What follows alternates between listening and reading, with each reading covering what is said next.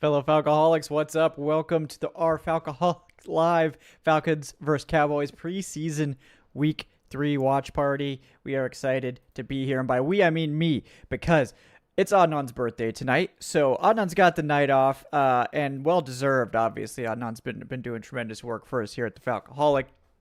I will be having some folks joining us throughout the night. But to get us started tonight, it's gonna be an intimate show. It's gonna be the viewers and me kicking it around. So obviously we'll have tons of time to get your guys' takes, to answer questions, all that stuff.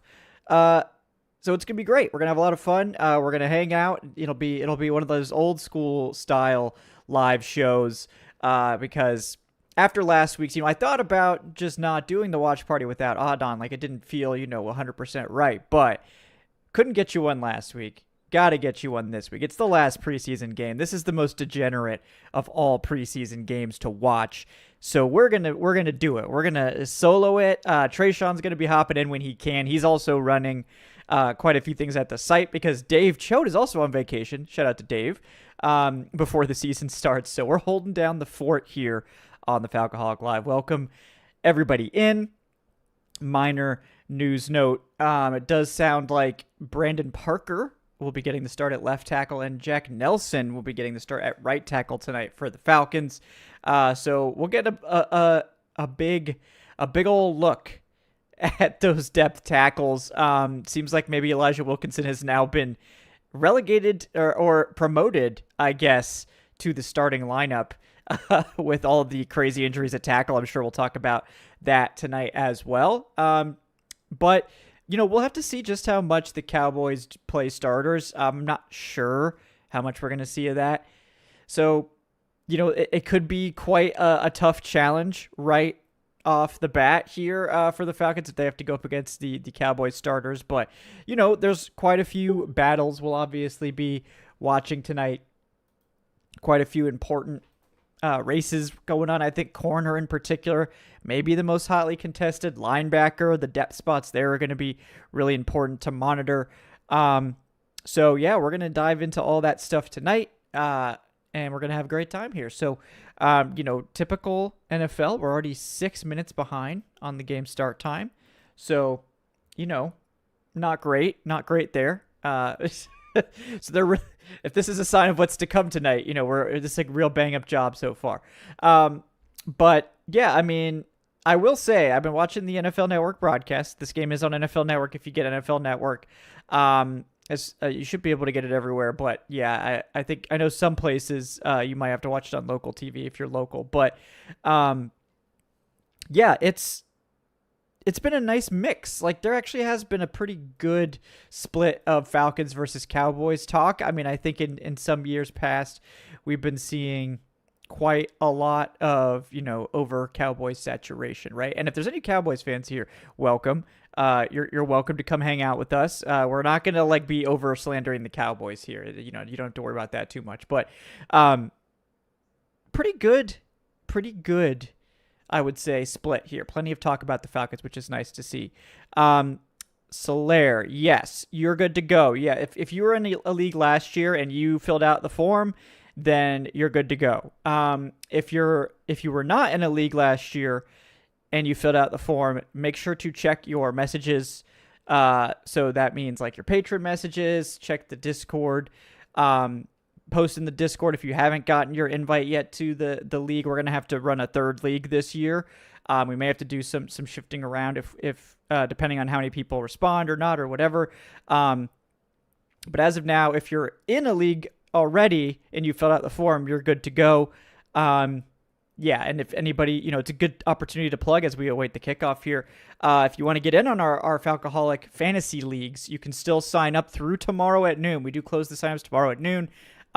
Just sign up on Patreon, patreon.com/Falcoholic Live, or join YouTube channel memberships here. Follow the link to that form, and we'll get you in a league as soon as we can. Drafts are going to start on Monday, the slow drafts, as we see Jashawn Corbin is going to be returning the first kick here for the Falcons. So, looks like maybe the 25. So, not a great start. It's fine. I'm still trying to kind of figure out what a good start is with the new kickoff rules. So we'll see. Wow, Peyton Turner, isn't he like? I thought, is that the Saints edge rusher, that their first round pick? Is that the same guy? Am I tripping here? Mozzie Smith, another first round guy. I was gonna say bust, but that would be mean. But yeah, we're starting off here as the first snap is underway. So,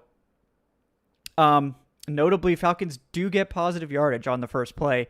And it's a run play. We didn't see a lot of that yesterday, especially with the second string guys. Pretty much anyone not named Nate Carter couldn't get anything last week. So nice to see a little bit there on first down. Looks like a 3-yard pickup. So hey, that's like that. Now we're cooking in the run game. We'll see how that develops. But yeah, well, I assume we're probably going to see a lot of Easton Stick tonight, probably at least the first half. I don't know how much like Ben DiNucci has been able to get like in a few days. All right, and nice drop there on second down. So that's not great. Don't love to see that. So now 3rd and 7. All right. Yeah, don't love it. We got Ken Jr. with the $5 saying, Kevin, can I give up my leg parts to McGarry to have him back? Well, Ken, they won't even tell us what leg parts are damaged. So, I feel like that would be a real dangerous proposition because, we don't even know which ones we need at this point. So, yeah, I would hold on to the leg parts for now and then reach out maybe once the team, reveals something about the nature of the injury other than, generic leg. So, we'll stay posted on that. All right, looks like we do have a first down here, and it is the UDFA wonder, Nick Nash getting the first down catch, so nice stuff there. But yeah, just kind of monitoring how these quarterbacks look. We definitely want to see a guy like Easton Stick look better than last week because, as you guys know, there's a very good chance that Easton Stick could be the starting quarterback of this football team, pretty quickly. Not starting necessarily, but what I meant to say was a heartbeat away. And there we go. There's Nick Nash again for a big gain this time down. It's on the Cowboys side of the field. We'll call it.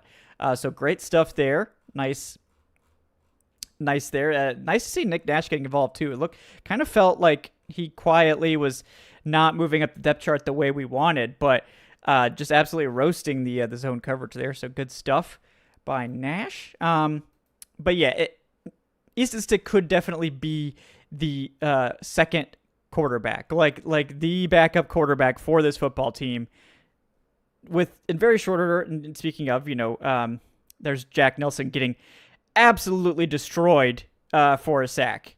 So. For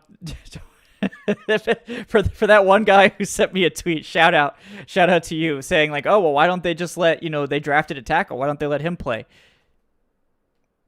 There you go. Just can't really sum it up any better than that. Don't know what was going on there, but that was really bad. There's no way to get around that. That's a terrible rep. So, let's see if he can bounce back here. But, yeah, Falcons passing game, other than the protection, which the protection other than that play has been okay. Nice another play there. I believe that was maybe Chris Blair. So, actually making it a somewhat manageable third down here, which is nice instead of third. I feel like last week, I know we weren't watching the game live because the internet decided to just completely crap up as soon as we started trying to tape, but it felt like it was 3rd and 15 every time because of all the pre-snap penalties. So hopefully a little bit cleaner tonight. That's the hope.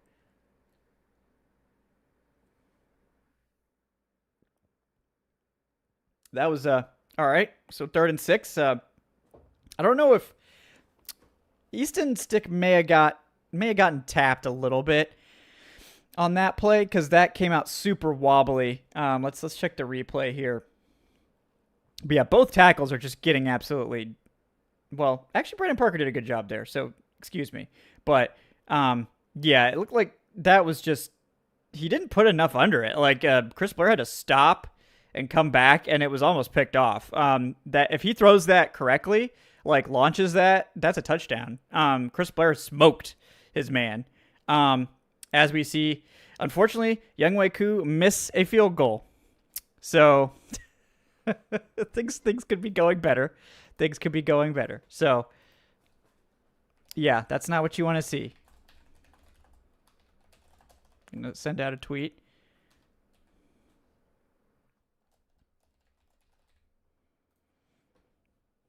Unfortunately, we also know that based on what we've seen in practice, that Lenny Krieg is not ready either. He's missed just so many field goals in practice, so I think he needs a lot of work as well.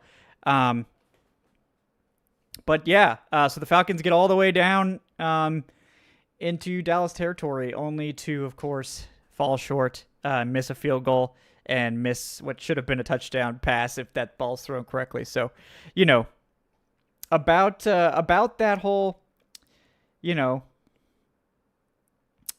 Easton Stick needing to kind of prove himself. This was an opportunity to do that. So.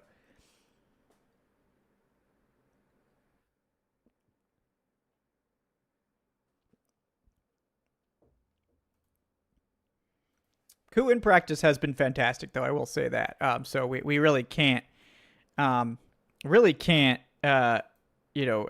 the misses in the games. But at least in practice, it's been okay.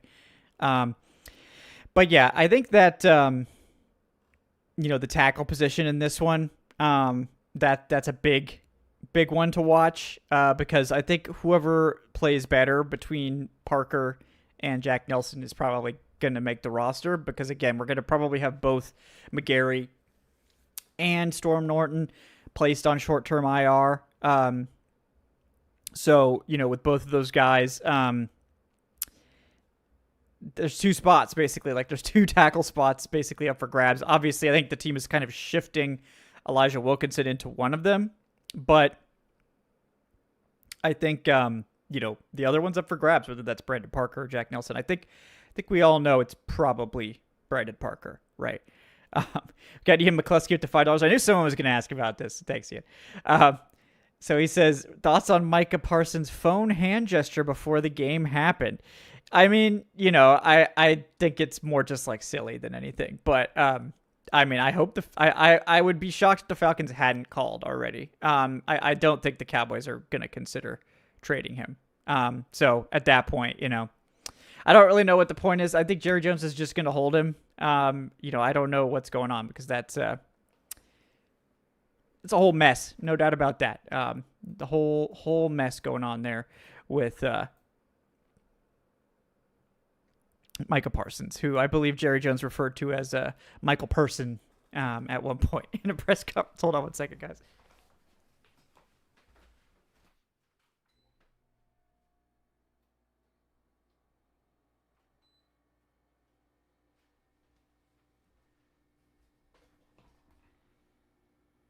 All right, Falcons defense up now. Looks like pretty much full backups here for both sides. Looks like, I'm trying to see who the quarterback is for the Cowboys. It's Joe Milton. Yeah, rocket arm. So those corners are going to get tested deep. There's no doubt about that. Notably, do see Natrone Brooks playing in the slot. That was a good one. We were all hoping to see, and also a nice play there by D. Alford. So get to see a little bit of this Falcons secondary. Get to see a lot of these guys. I think corner. Natrone Brooks has locked up a spot. I'm pretty sure, like in terms of like the top, 6 corners. I think he's maybe like 3rd or 4th. So, pretty happy with that. We'll see how the rest of those spots shake out, but I do wonder, I think we're looking to see CJ Henderson, what he can do. I think he's going to get an opportunity here in this game to prove himself and make that roster. So, as we see Joe Milton take off for the first down. Trying to remember who that linebacker is. All these players on here that I don't even know. Probably should. That's why you guys are here. I don't recognize that number. 48?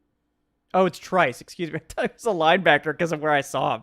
He was so far back for some reason. I don't know why he was so far away from the line of scrimmage at that point. But yeah, it's Braylon Trice.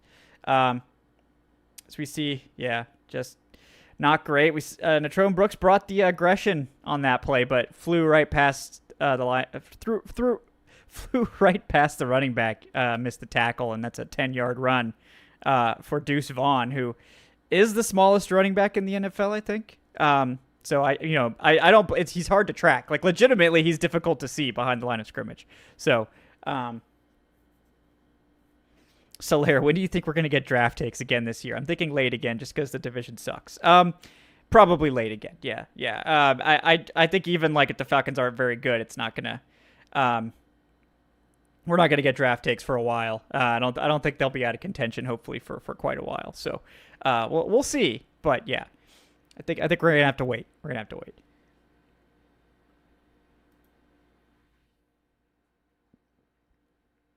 I do like the Cowboys' commitment to the run here. Helped this game go a little faster. So shout out to Dallas on that one. All right. Keeping it rolling here. Atlanta.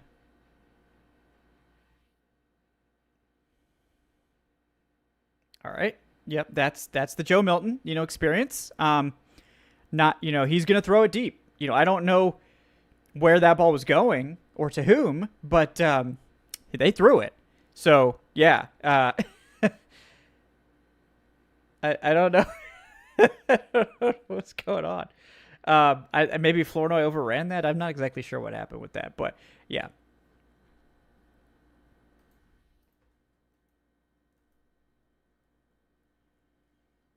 All right.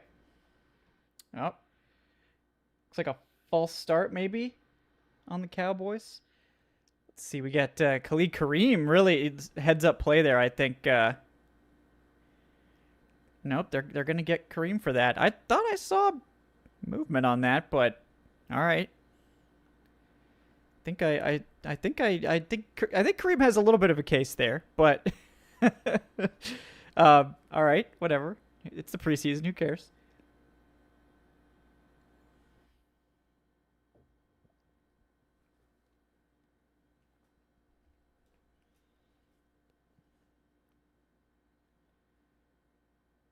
Yeah, just a giant hole in the middle of that Falcons defense, and it's about a 20-yard run for Deuce Vaughn right up the middle. Just no resistance in the interior on that play. Just streak got caved, and then Bertrand, tried to fill, and yep. Not much there. I think there was a block in the back on one of the Falcons DBs. Somebody came in and hit the nameplate. Yeah, that might be who's getting worked on. Somebody got absolutely destroyed from behind on that play. Yeah, Josh Thompson. I think that should have been a flag, honestly. He got hit. It looked like the wide receiver was coming in to block him. Hit him right in the nameplate. So, that's typically a block in the back, textbook. So, pretty sure that's not legal, but it is Josh Thompson down on the field.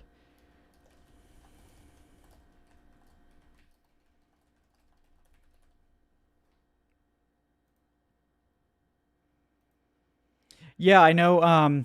Gabriel Rogers brought up JD Bertrand. I don't have JD Bertrand on my roster right now, which I know might be crazy to some people, but I don't think he's earned a roster spot. So I think personally, like Caleb Johnson and like Josh Woods probably are the guys right now that I think are the favorites.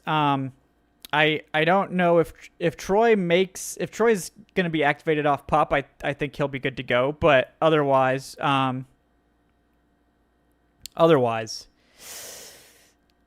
yeah, I mean it's going to be like Caleb Johnson and Josh Woods, I guess, is where we're at this point. So hopefully we don't have to go down that road, but I don't think JD Bertrand has even gotten above guys like Caleb Johnson, kind of a career journeyman, a guy that just a good special teamer for the most part. Same thing with Josh Woods. Both of those guys have flashed in the preseason on defense, and I don't think Bertrand has at all. So, yeah. And Matt, about Morgan Fox, he's just getting old. I wonder if that's part of it. He also doesn't have like a nose tackle to protect him right now. The Falcons have kind of just not done that. But yeah, Fox is going to turn 31 just a couple days after the week 1 game. So I just, I'm not sure. I think his roster spot is probably okay, but he hasn't really done anything. And the fact that he's, playing significant snaps in the 3rd preseason game, not a great sign for his chances either. So, we'll see. But now the Cowboys at the 9 of the Falcons here, Trevon Brooks misses a tackle in the backfield, and Deuce Vaughn takes it all the way almost to the touchdown. So that's multiple missed tackles now for Trevon Brooks. That's not good. Don't like to see that. Just if you're gonna crash like that, you can't miss. And just Deuce Vaughn, like to be honest, one of the shiftiest players. He's just tiny. And then the Falcons bite on the play action, and it's an easy touchdown walk for Joe Milton. So, yeah.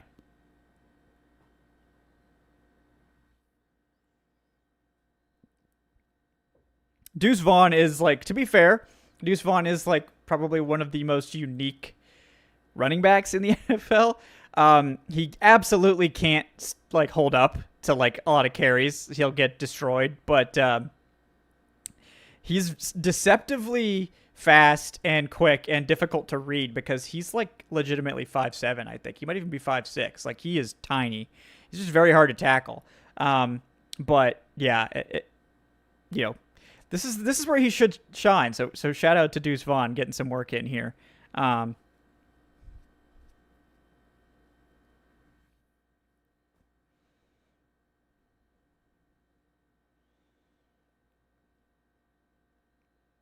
Yeah, everybody bit super hard on that play action fake. The whole defense went to the left. So it is what it is. Yes, if you're going to do that, in the red zone, you kind of have to. On those run plays, you got to make a decision. So nothing worse than just sitting there and just not being on either side of the play. So.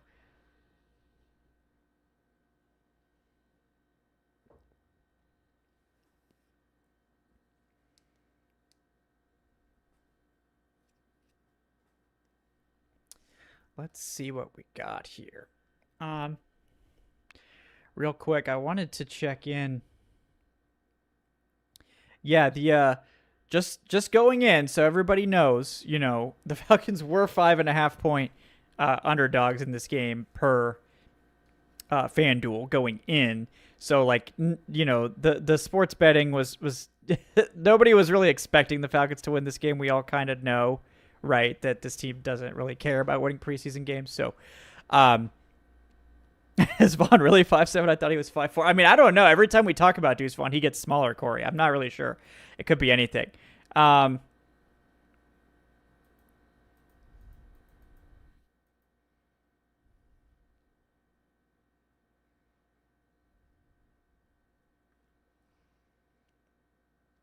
right. It's the first of many, many commercial breaks, I'm sure, that we'll have to endure tonight, folks. So,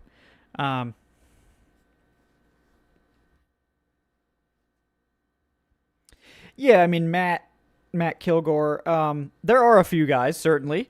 There are a few guys out there that will probably make the roster. Maybe Morgan Fox will, but again, he's a pass rush specialist, so if I think he's a very niche player. So I think him playing a lot of snaps in a situation to this, in a run heavy situation, it's not gonna fit him well at all. But yeah, D. Alford and Natrone Brooks are probably going to be both active on game days. C.J. Henderson, we'll see. I think he's maybe the favorite to make this roster as the 6th corner right now. We'll see. Kobe Bryant is hurt. He was week to week with a hamstring injury. So I don't know what's going to happen with him. We'll have to see. But, he might get waived injured.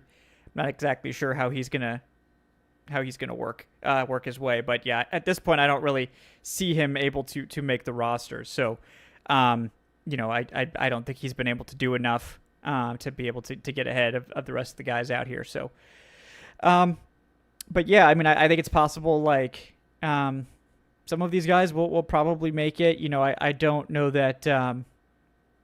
One of these interior guys will probably make it. Morgan Fox or Mikael London or some of these folks. So we'll see. Looks like refs are holding us up here. All right, we get to see all the Nate Carter stands rejoice. We get to see some Nate Carter on this drive. So, all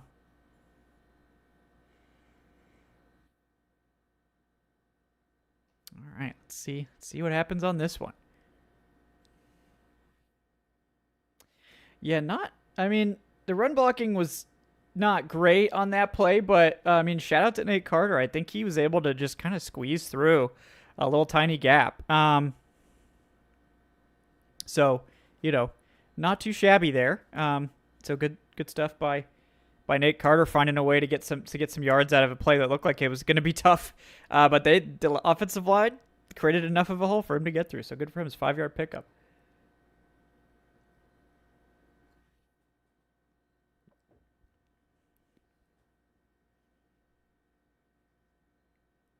All right, it's a little quick pass there. So we're going to have a 3rd and short coming up. So, yeah, Corey said, Kevin, I heard only 5 guys were signed by other teams off of practice squads last year. Like, you mean in week 1? I mean, yeah, like the thing that people need to realize is, like, so many guys get cut that there's just a flood. So, maybe it might be like some guys still might get claimed, but like it's overblown, like the risk of these guys getting claimed, because it's just so many guys flood the waiver wire that there a lot of teams like don't necessarily have room. So we'll have to see, but I wouldn't be too concerned about Kobe Bryant, especially like he just hasn't been able to practice at all. He's been injured. It's not much. Like if he had shown out in the preseason and then they had to try to sneak him onto the squad, I would feel a little bit more concerned about it. But at this point, I don't think it's going to be that hard. He went undrafted. I mean, it is what it is. So we shall see.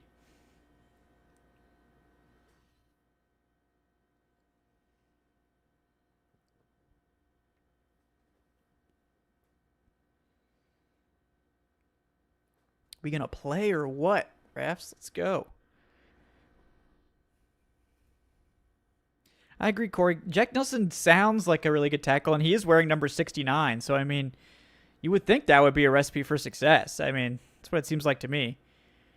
Will the Falcons attempt a run here on 3rd and 1? They're definitely canceling a play, so maybe they won't now. I don't know.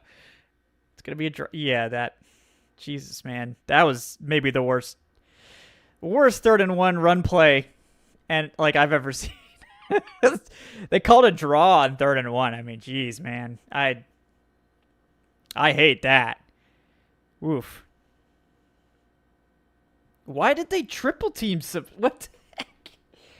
I think somebody made a mistake on that play. They were not supposed to triple team somebody on the inside. That is not what was supposed to happen. That was 52 just left somebody completely unblocked and vacated the entire A gap to go block to go triple team somebody else. I mean, geez, just horrible. Do see Josh Thompson back out on the field, so that's good. Good for him. Nice punt there, but yeah, 52 is the Falcons' backup center, Jovan Gwynn. So again, I don't have any confidence in Jovan Gwynn as an offensive as anyone. Like, I think they need to get another backup center in here. I think that's just like, you don't even know basic like run plays at this point. That's a red flag, no doubt about that. No doubt about that. Like, Nathan Carter's pretty shifty, but there's no way you can just get past like 3 unblocked guys in the backfield. I mean, that is just horrible.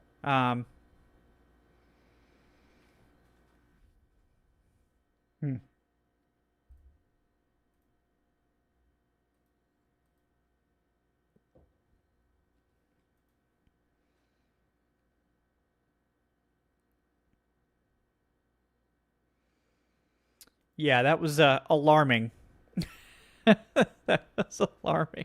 I don't know that the play call, like a draw on third and one, isn't necessarily like terrible if you've been pass heavy, which like the Falcons have so far in this game.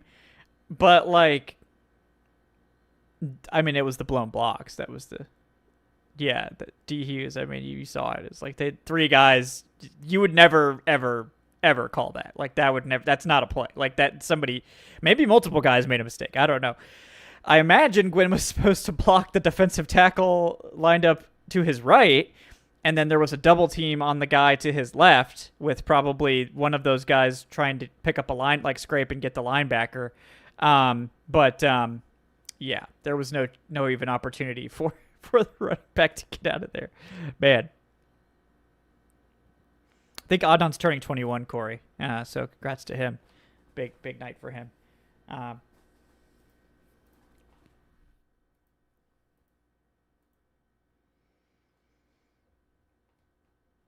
all right.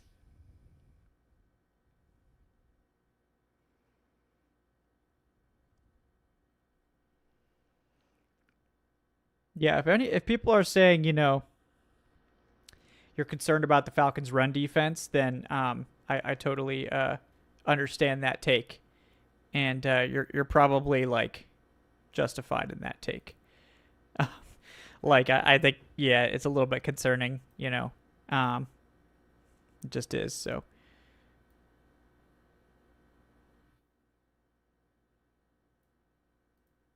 all right, that's a better run defense. Speaking of, oh, it's because they put Zach Harrison in. They put Zach Harrison in, who, to his credit, did combine with J.D. Bertrand for a big tackle for a loss, 4 yard loss there. Um, Caleb Davidson, you're welcome, man. Thanks for coming to hang out with us. Appreciate it. This is the most DGen hours of all with this third preseason game. So if we can't get here and watch it together in solidarity, then what are we gonna do? Sit in our basement or couch or wherever we watch football and just watch. Oh, big missed tackle by Mike Ford there. Sorry. If we can't watch this game together, then what can we do? It should be on NFL Network, MOE. If it's local for you, it might be on a local cable channel. So, um,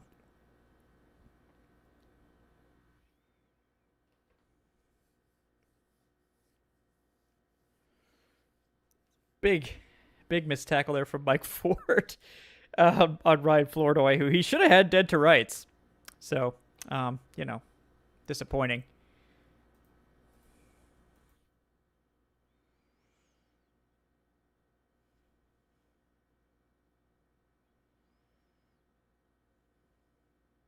Wow. Somebody got completely mossed by the fullback or the.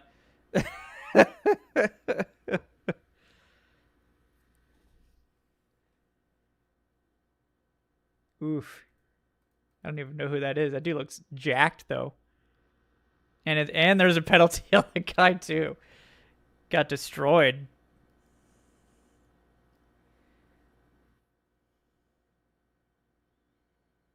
It's like Henry Black matching. Okay, he's lined up as a tight end, number 45. Or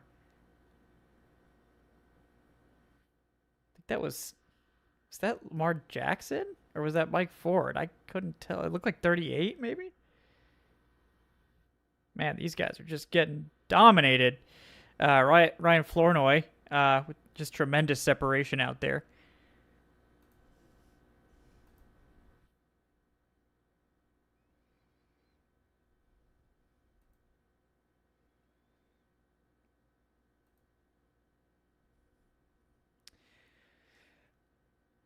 And a roughing the passer on top of it.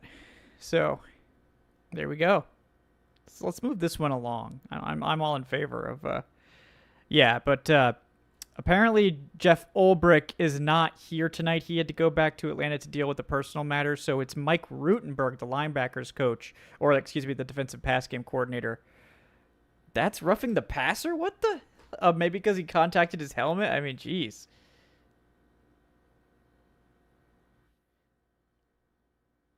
Yeah, D'Alford probably can't be doing that. That's for sure. Um, Look at that. You see, was that like Kale London who came running on the field late and just like knifed through the offensive line to make that tackle in the backfield? Look at that. That's badass. Good for you. Good for you, Kale London. He jogs on late, just like sliced through the line, like it was intentional. Just like good heads up play there. It's like, oh crap, play's about to start. Just great stuff. Good job. It's hilarious.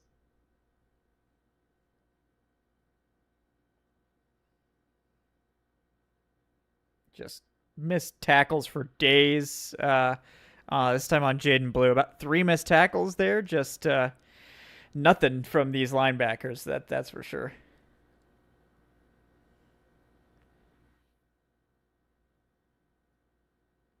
Yeah, I was about to say Henry Black missed one too. I mean, geez.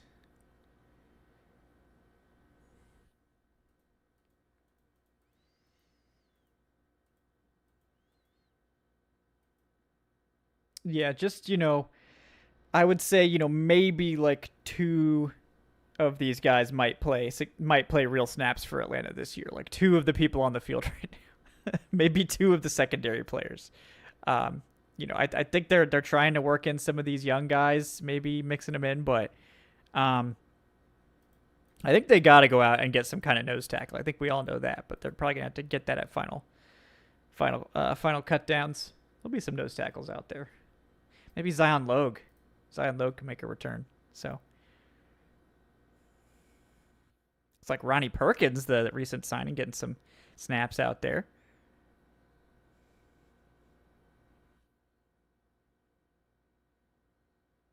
Jeez.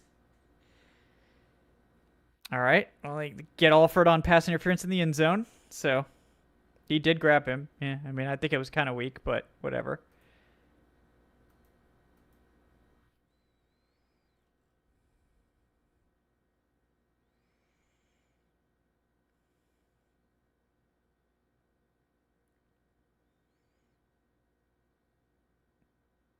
I mean, I'm not sure that was really PI. I mean, he was kind of like, I mean, yeah, he was kind of grabbing his chest plate. Yeah, I mean, I get it. Yeah.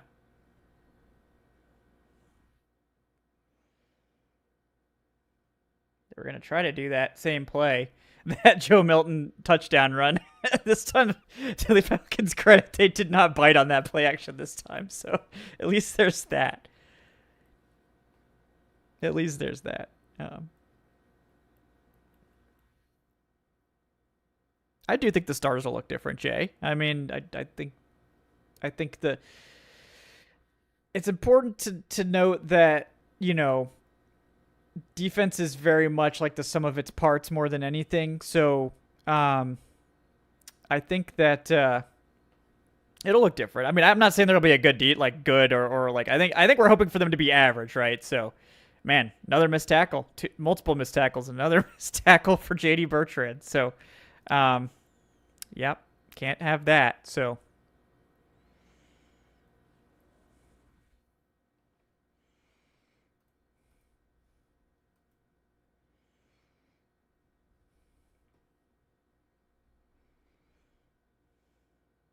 jeez, what a bad tackle. He gets hands on him, just doesn't just hits with no power. Yeah, that's unfortunate.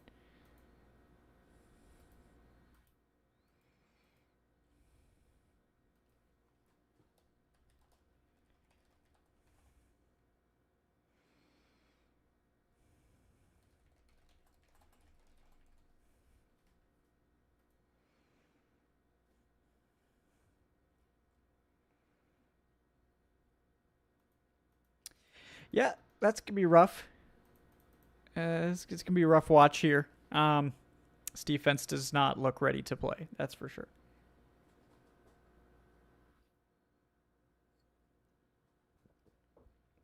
What do you analyze? Well, they got their ass kicked. So yeah, sorry guys.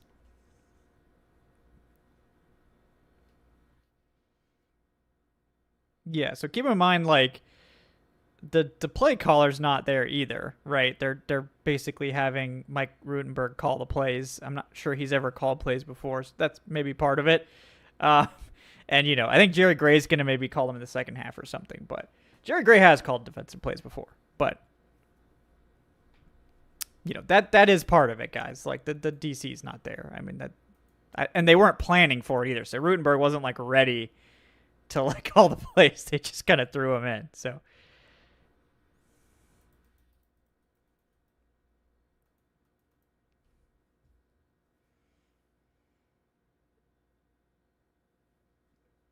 all right. Falcons back on offense today.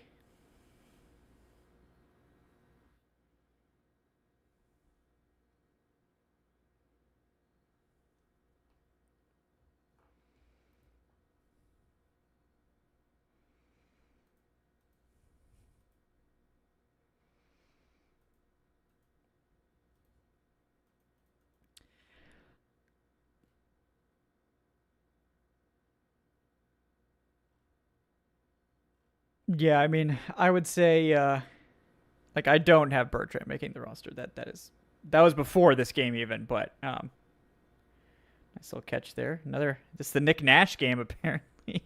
Another catch by Nick Nash. So, I mean, when Easton Stick has had protection, he's been pretty good, So.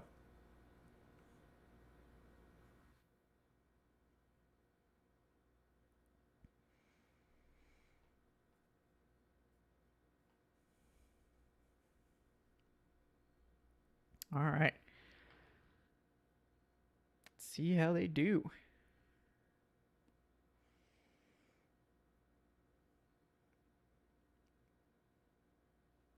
Yeah, that's Easton Stick's problem. Is he just? I don't think he can see these people, man. I don't know what the hell he's doing. That was a pick. I mean, he threw that. There's another roughing the passer. Okay. Very fortunate there, but yeah, I mean that was a rough throw. Rough throw. Just can't do that. Oh yeah, that was definitely roughing the passer. that was actually roughing the passer. That was like a full second after the ball was released. that was ridiculous. I get these. You got to be. That's why you don't put your starting quarterback out there in the preseason. These guys are trying to make the roster. They don't care if they get a flag.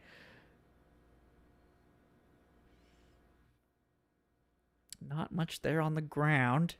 Saw 67. I was like, oh man, is Drew Dahlman back out there? What's going on?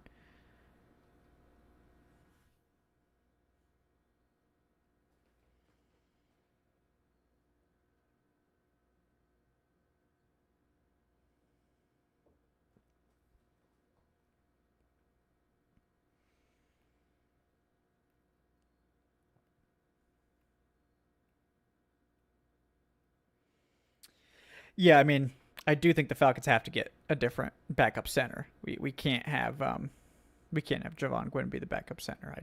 He's too small, man. He's just way too small. He can't do anything in the run game. I think that's just gonna it'll nerf this offense if he has to play. They just can't do it. So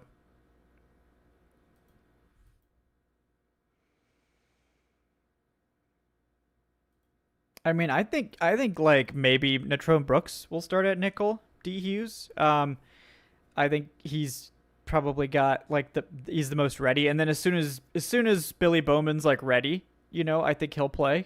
But yeah, I think again, it's like everybody's like getting like everybody has to be so much better when like the whole like bad second, third string defense is out there.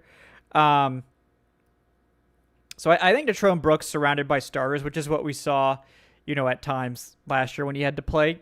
It's pretty good. Like I feel pretty confident in Natrone Brooks. We've seen him actually play really well, like throughout the preseason and training camp. So I mean, I probably have the most like confidence in Natrone Brooks at this stage. So we'll see. We'll see if they can actually do something with that. But yeah, and I think eventually Billy Bowman will maybe take over, maybe this year, maybe next year. But I think he needs time. Like this is a guy that if he has played in the slot like occasionally, but he was never a slot starter. Like he was a safety that occasionally took some slot snaps. So It's going to take some time for him, especially like you got to adjust to the NFL speed. You got to adjust to a new position as a full-time slot player. I still have confidence that he'll get there, but it was a big ask to be like, oh yeah, Billy's going to like take over that job week 1. I feel pretty good about Nashon Brooks. That's where I would go with it personally. But oh man, Dorian Etheridge, good call out, Corey. He was fun as hell to watch in the preseason. I would take him back in an instant. Love dogs Avery with the $2. Where's Jalen Mayfield at these days? I haven't seen him, so I'm not too sure. I hope he's doing well though. Hope he's doing well.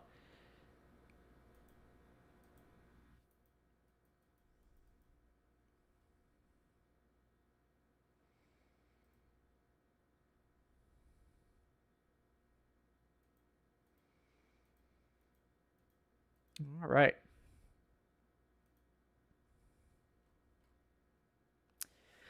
Let's see if the Falcons can keep this drive going or keep any drives going on offense in this game. So far, missed field goal.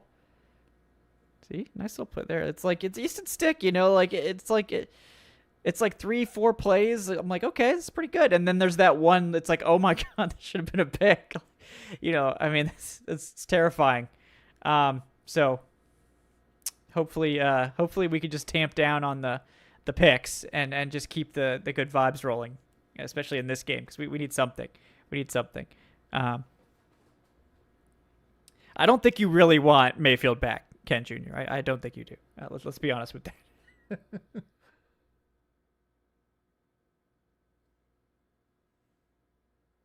Cowboys read that jet sweep to Chris Blair all the way. Don't think that was a good call.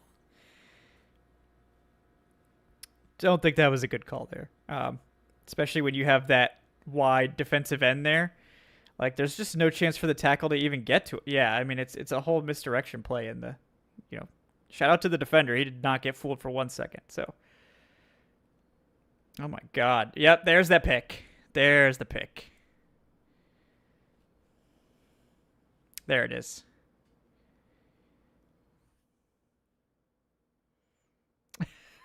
I think the receiver fell down.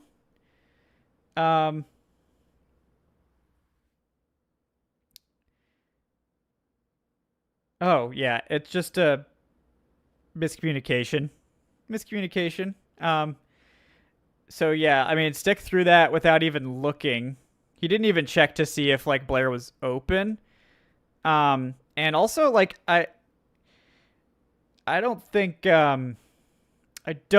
that he should have thrown that regardless, because I think that was not an advantageous spot to throw that ball. I mean, there would look like there was safety help over the top and everything. So, again, like, I think that was a pre-selected read by Stick, who just launched that up without really checking. You can't do that. You just can't. You can't get away with that in the NFL. So, I mean, he deserved that one. That's for sure.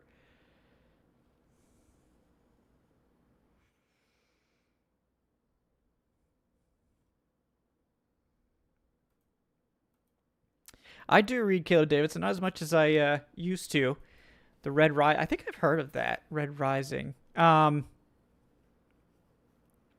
yeah, I should check it out. I should definitely check it out. I need to read some more stuff. I know there's been a bunch of great series out that I have not caught up on. I've been doing a lot of costuming. This is my like costuming. This like off-season time is when I go hardcore making costumes. I'll be at Dragon Con next weekend, so I got to get my full spread of costume setup. So finishing up my in classic costuming fashion, I have to leave on Thursday and still finishing the costume. So it's pretty typical.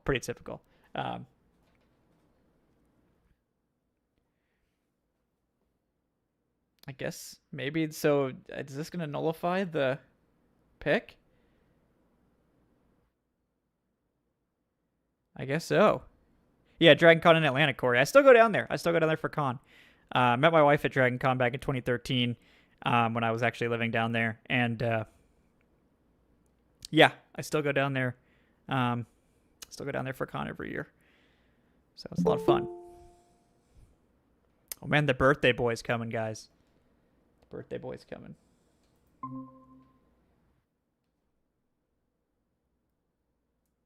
Adnan, you're checking in on your birthday? We're getting a birthday appearance? Hey, no better way to spend it than watching some Falcons, huh? Watching some slop. Yeah.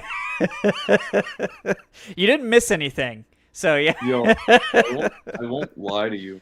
I turned on the TV and the first thing that I saw was Easton Stick throwing the ball right to the Cowboys. You were like, oh, Like the that's. first thing, like as like the ball is in the air, the TV cut on. Yeah, it's like, oh, that's ominous. And then he just threw it right back to the Cowboys. So, no, he was actually hit as he threw that time. But, yeah. Yeah, it's yeah, maybe I shouldn't have joined. Is it too late? We can walk back the stream by about 30 seconds and we can just pretend this never happened. So yeah. Yeah, this is the yeah, I'm not gonna lie. This is the downside of being on a live. Yeah. It's not a podcast. Yep. But hey, I mean, yeah, I saw Young Wei Koo missed a field goal, and Yep. that has all of Twitter up in arms. And outside of that, I I see it's not going well. Nope. It has not gone well at all. So yeah, we'll see. But yeah, yeah, looks like a nice little play by Chris Blair there. Yeah, I mean, Get that first down. So yeah, that's a dude where I think he's gonna be a premier like practice squad guy. yeah, I feel like that's kind of like that wide receiver six like sort of area is kind of where he is as a player, but he's very consistently there. Like I feel like each of the last several seasons, he's like, yeah, he's like good enough to make this roster. You know, can he be more than that? Maybe that's what keeps him from kind of getting like snaps, but he's been very solid. Like and Penix clearly trusted him last year too. So He's been good. Like, look, man, he's been Chris Blair. He's been there for a while.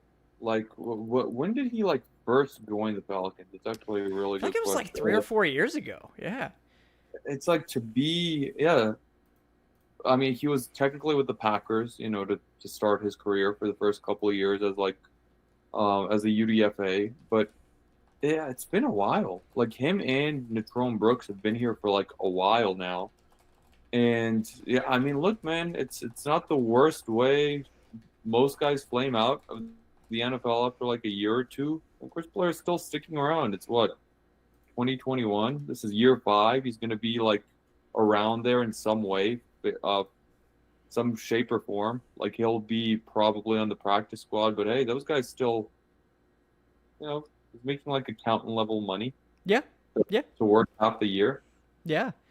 Like high end accountant money. So, good stuff there. I mean, I'd rather be on the practice squad than accounting personally. So, Bro, I have a friend who's an accountant. Man, when busy season hits, like I don't see him. brutal. Brutal. Like, I don't see him anymore. Like I'll see him maybe for like a little bit, and the only time I ever see him, he's stressed. Like Yeah. it's genuinely like, oh my God, like that it looks terrible. But then outside of busy season, like they're kind of chilling. Yeah. Yeah. It's a tough job. No doubt about it, especially in that busy season as the Falcons protection just gets absolutely destroyed again. Now, on the bright side, yeah, you may be looking at the Falcons' tackle depth right now.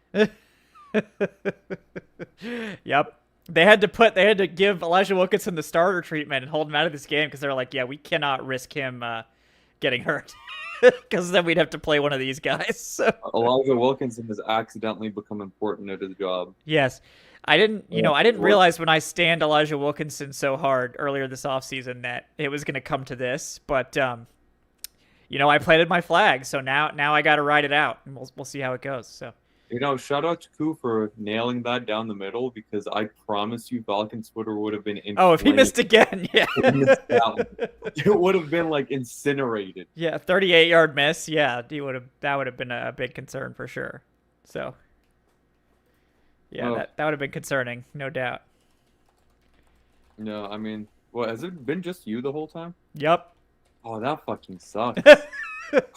We've been having a good time, guys, right? We've just no, it's been very casual. I mean, it does suck. Yeah, there's no doubt about that. But yes. I mean, the chat's like, shout out to the chat. Love everyone, all 119 of you sickos in the chat who are watching this Falcons preseason game.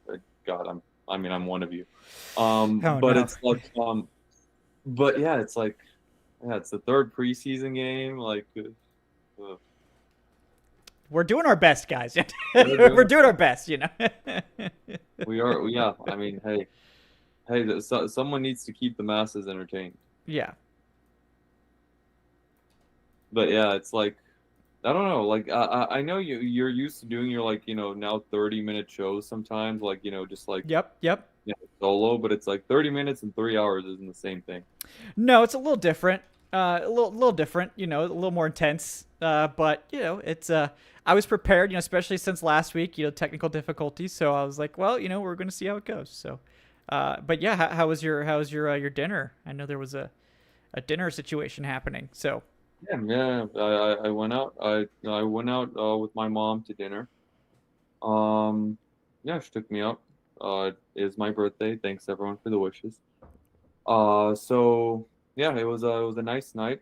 We finished up, or I mean, we're gonna like continue on, but like it started raining, Mhm. and it's like, Yeah, I see. fine. Yeah. It's like, Yeah, it's like I was like way too full, like for dessert. And I'm like, that That does ice cream, happen sometimes. the ice cream's fine, but it's like I'd just be forcing it. And it's like it's literally about to start storming here in Atlanta, Yeah. and it's Yeah. like, okay, like I don't think it's worth it.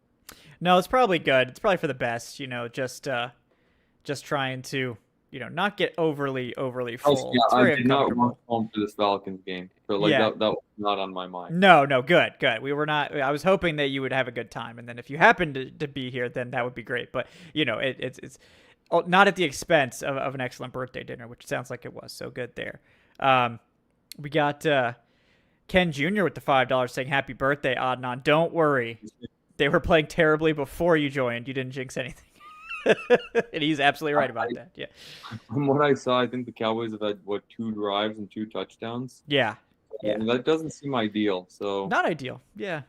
I could think of better ways that this game could have gone, but I mean, yes. I saw Yeah. I saw Jeff Ulbrich had to rush home. Yep. I have personal situations, so I mean, our thoughts are with Ulbrich, and hopefully everything's okay. But yeah, I mean, look, I'm assuming that that's sort of playing a role in the poor defense. Obviously, like the majority of these guys aren't going to be playing. We're not going to see them after tonight, but it's still like, you still want them to look better. Like you Yeah. still want them to look good. Like at the end of the day, it's like all of these guys have been in camp for the past month and a half, and it's still sort of a little bit of an indictment on like the coaching staff if they look woefully underprepared. Yeah. I mean, they do look very unprepared, and I know like Rutenberg, who's calling the defensive plays tonight, like didn't have like an opportunity to prepare to do that, and like definitely like I don't know that he's called plays before, so it's definitely playing a part, but at the same time, as they pointed out on the broadcast, the Cowboys in the first 2 games on their first and second drives had a combined -4 yards. So against the Falcons, they have 125 yards and 2 touchdowns. So look at Khalid Kareem chasing down Joe Milton. What a guy. What a guy he is. Hey man, forget the game. Did anyone see that video of Michael Parsons doing the like phone thing when someone said to join the Falcons? Yeah, call me. I think that's the real story tonight. That's the biggest story of all. Yeah, I mean, I would be shocked if they haven't called about Michael Parsons. I don't think they would ever consider trading him, honestly. So, Hey, I mean, Jerry Jones continues talking, and the more he talks, the bigger the hole that he's burying right now. So it's like, Yeah. at some point, I'm sure Cowboys fans are like, "Will you just shut up already?" Like, let the team or let your like front office like negotiate, and it's just like, stop going to the media, stop like talking about it. Yeah. All right, looks like a linebacker switch. We got Ronnie Harrison and Nick Kubitz out there now, and they go out there and immediately make a run stop. So that's a nice, that's a nice change. Uh, yeah, I saw Josh Thompson with a nice stop on Yeah, third down. nice play. So I mean, hey, maybe since I joined, the Falcons have kicked in 3 points, got a 3 and out. Like maybe the tide's turning a little bit Things are here. looking up. Things are looking up, They're Adnan. good So right now. I'm into it. Yeah. Uh, we got we were joking, earlier that this was your 21st birthday, Adnan. So Corey has tipped $21. Happy Hey, happy that's birthday. why I never drink alcohol on the show. That's why he was underage this whole time. We didn't know. Yeah. Yeah, that's not the reason, It but yeah, doesn't seem like people believe us. I don't know why, but yeah. I am. Hey, I feel like if I showed up with a clean shave, if I clean shave every single day, no, still no. Yeah, no. Yeah, still no. But I think part of the reason why is because I've been doing the show on here for like 7 years, and Yeah. And we've been saying it's your 21st birthday for all 7 of those years. yeah, So, yeah. I didn't start this when I was 14, so Yeah, that bit might be wearing thin. We might have to increase it to 22. Maybe that would make it more believable. But yeah, Caleb Davidson wants to know why hasn't Trey signed his extension yet? Yeah, Trey and the team are just gonna both play it out this year. I think Trey, like if Trey makes All NBA, he can sign for $100 million more.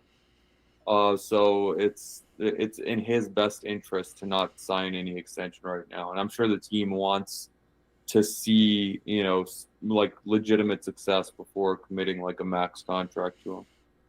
So I mean, it makes sense. yeah, no, it makes sense to me. Yeah, the beard is too full to be 21. Yeah, You're not wrong, man. Yeah. Not connecting at 21. No. Like the beard was there.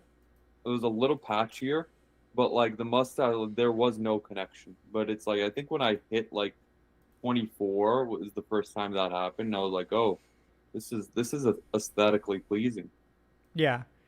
Yeah. I mean, it once it finally does like finish, and it does take some time. Then it helps a lot.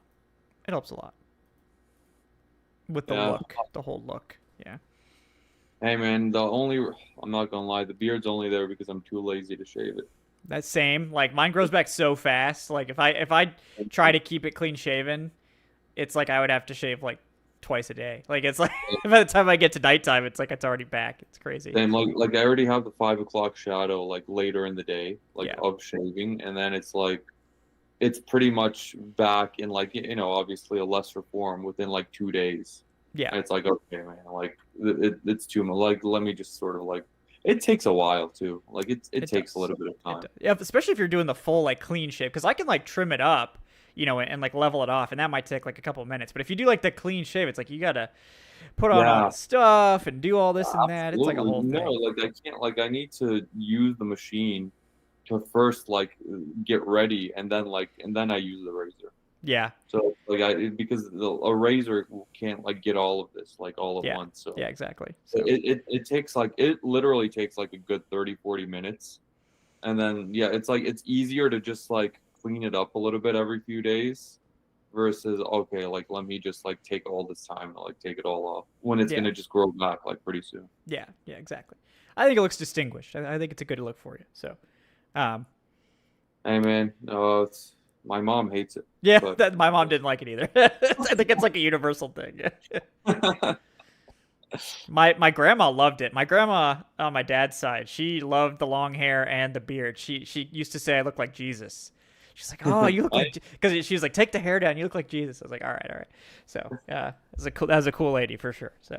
Hey man, yeah, it's like I think you're not wrong. It's like more of a universal thing. Like okay, like I'm sure most mothers don't. It's just like it's like a generational thing too. Like beards are like much more accepted like now, like in like the corporate landscape and like professional landscape. Absolutely. So like I feel like they're like, oh, like you won't get hired, but it's like no, nobody cares anymore. But like I mean within reason, but yeah. No, absolutely. Like you're not wrong at all. Like that's become a huge. That used to be a big taboo thing. Like I remember when I was. Well, I'm not that old. Like neither of us are like that old. Like I'm not 30 yet. Like so but not 31, 21. Yeah. Nick Nash catch by the way. Yeah, it was Nick. I mean, Nick Nash looks like he's hooping a little bit. It's the Nick Nash game. Yeah. Yeah, he's trying to make that he's trying to make that practice squad himself. But yeah, I mean, the Falcons are interrupting this beard conversation. Yes. What the hell, Falcons? We'll put a pin in that now that the Falcons are back on the field. But that's great preseason content here. So yeah, no, I mean, we got 2 more quarters. Yeah, we're just getting started. Yeah, you guys thought that was a lot. Yeah. Imagine what halftime would be like. Yeah. But yeah, it's like I remember when I was like growing up, like in middle school, high school, they were telling us about like how taboo, like beards, tattoos, like anything extra, like long hair. It's like you got to keep everything super clean. I mean, super clean's a really nice look. Don't get me wrong. Professional, all that stuff. But it's like now it's like just sort of it doesn't matter. Yeah. Like everyone has a beard now in the workplace. Yeah, pretty much. Which I like. I mean, you should be able to, like, obviously within reason, kind of wear what you want, wear what looks good, do what you want. Yeah. Like if you're in a very client-facing role and they're like, okay, like, yeah, like it should be like clean and neat. Like, I let it, I work from home, obviously doing this. So, I sometimes let it go a little too far. But like, if I was like front desk or something, I'd probably keep it a little clean. I do. So I do work in a client-facing setting, and when I let my hair out, like the long hair phase, when I had like long hair earlier this year, it was, it's either people either loved it or hated it. And it was like my VP who was like, yeah, no, that looks so unprofessional. Like, he was pretty much like indirectly, like sort of telling me like, hey, like, get rid of it. Like, cut it. And it's like, it got to the point where it's like it got too long, and it's like he would always like make these comments about it, and I'm like, okay, like I have to at this point. Like it got way too long, and it started like becoming like an issue in the workplace for me. Yeah. And I'm like, all right, it's not worth it. Yeah. Cowboys were all over that pass to Felipe Franks. So Felipe Franks, I mean, he's stretched out, but yeah. I need you to like get more upfield, buddy. Like. I mean, I think Nash was supposed to clip a little more of that guy with that route. I think he was maybe he was supposed to get a little more of that guy. Also, I don't know if you're going to see this, or I don't know if you saw, but Josh Woods? Yeah, hell of a hit. Destroyed. Yeah, that looked illegal, but like he just destroyed. Yeah. No, I think my guess is that Troy Anderson will stay on the PUP list, so therefore he'll carry over on that like reserve list into the season, which means that like I wouldn't be surprised at this point if they keep Woods and Caleb Johnson as their backup linebackers. Like, I mean, I think those guys have kind of looked, I mean, not that they'd fill me with like total confidence, but I mean, both of those guys have looked like, especially Josh Woods, like looked solid in the preseason. Yeah, so. I think they really like Caleb Johnson too, because it's like Caleb Johnson has been running with the first team a lot in camp. I mean, when he wasn't hurt. I think last week the only reason why he played as long as he did in like last week's game is because he hasn't really gotten that many reps like lately. So they were like, all right, like go out there and like make up for this missed time in camp. But I think they may like Caleb more than they like JD Bertrand, honestly. Yeah, I think I know you missed the first quarter of JD Bertrand, but it was rough. It was real bad. So I mean, I didn't have JD Bertrand on the roster going into this game, full disclosure, but I think he's done in Atlanta. Maybe they'll try to bring him back on the squad, not ruling that out, but I don't really think he's in competition for the roster. Yeah, I mean, look, JD Bertrand he had some chances last year.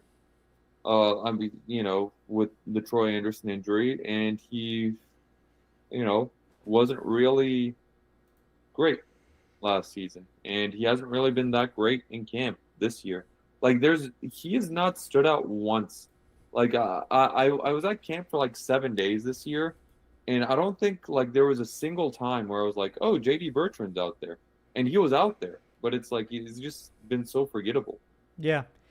Just the physicality wasn't there. It was just like he like shot into the backfield like on one of the touchdowns. He like got there, met the running back in the hole, and then just got drugged for like 2 more yards. Like, I mean, it was just like, man, that he's just small, man. He's a small linebacker, and if you're gonna be small, like you got to be really powerful to make up for it, and I don't think he has that. So, unfortunate. Yeah, I but mean, his claim to fame is like, oh, football intelligence, 4-year captain at Notre Dame, and all that. But it's like, okay, what can you like do on the field? yeah, yeah. So Like, it's like we're not looking for someone to like to marry your daughter, or like looking for someone that can stop a running back in the A gap. yeah, exactly. So it's you know maybe just, I mean, he had to get bigger. I'm not really sure he's been able to accomplish that. So it's a tough situation for him. I'm not sure he's going to be able to stick around here in Atlanta after this year. Yeah, Ivan Pace Jr. is a great example, Corey. Very similar like size. I mean, I think Bertrand's even bigger than Ivan Pace, but Ivan Pace is just a badass. And we could see that at the Senior Bowl. He's just a total badass. And it's like, yeah. And yeah, I know CJ Henderson played a little Gabriel Rogers, like to start the game. But I haven't seen him out there like the last couple drives. They've been like really rotating. So they may just be doing that all game at this point. May just sort of be like rotating guys every drive. Nick Kubitz does have amazing hair, though. That is some gorgeous locks. Hey, bro. I remember when the big deep cut right now, Tyler Starr. Yeah. 2015, I think 7th round pick. I think he had a really strong mini camp, and you had the fan base pretty much saying, "Oh, this is the next Clay Matthews. This is our like because of the hair." Yeah. Yeah, it's like the hair, and he's like similar position, and it's like, oh, you like played. Falcons got this like huge diamond in the rough, and it's like, okay. Yeah. We never heard from him again until Nope. this show. Yeah, until this show. Nice run stuff there. You guys are all over that one. Looks like the Falcons have Lamar Jackson playing safety also. That's kind of interesting. Hey man, I feel like he's cooked if he. They're like, well, can you play safety? I mean, that's probably a better fit for him. He's definitely like a big corner. He's gonna make this roster like that. That is not. Yeah. Speaking of Nick Kubitz, he just had a hell of a tackle for a loss right now. Ooh, you must be like a couple seconds ahead of me. Yeah, I am. That's okay. It's okay. I don't mind. But yeah, look at that hair. Yeah, I'm telling you, you spoke about him, and then like he makes the play. I should just keep like talking up guys, and maybe they'll just make great plays. So I certainly hope so. Yeah, no. So third down opportunity here. Haven't had a lot of those tonight. So it's nice. 60. Already allowed 64 yards on the ground.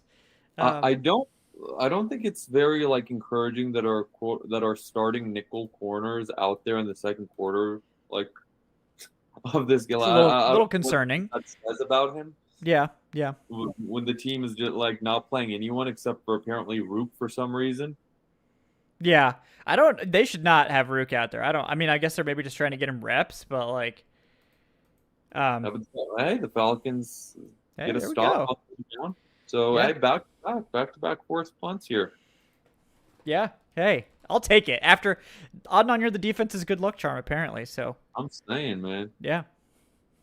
It's oh my God, what a bounce on that punt. Holy shit. I haven't seen that sort of a bounce in a long, long time. Oh my God. Now I'm excited. Yes. Love it.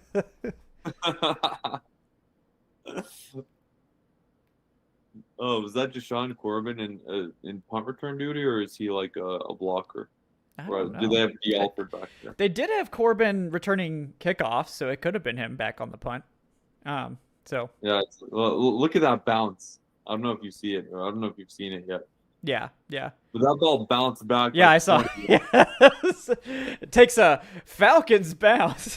Look, Falcons couldn't have gotten more yardage. They actually returned that punt. Yeah. That if it went right to the guy and he had like 10 yards of space, it wouldn't have been that good. So, yeah. Oh no, man. And they get a flag on the Cowboys, a personal foul for 15 more yards. All right.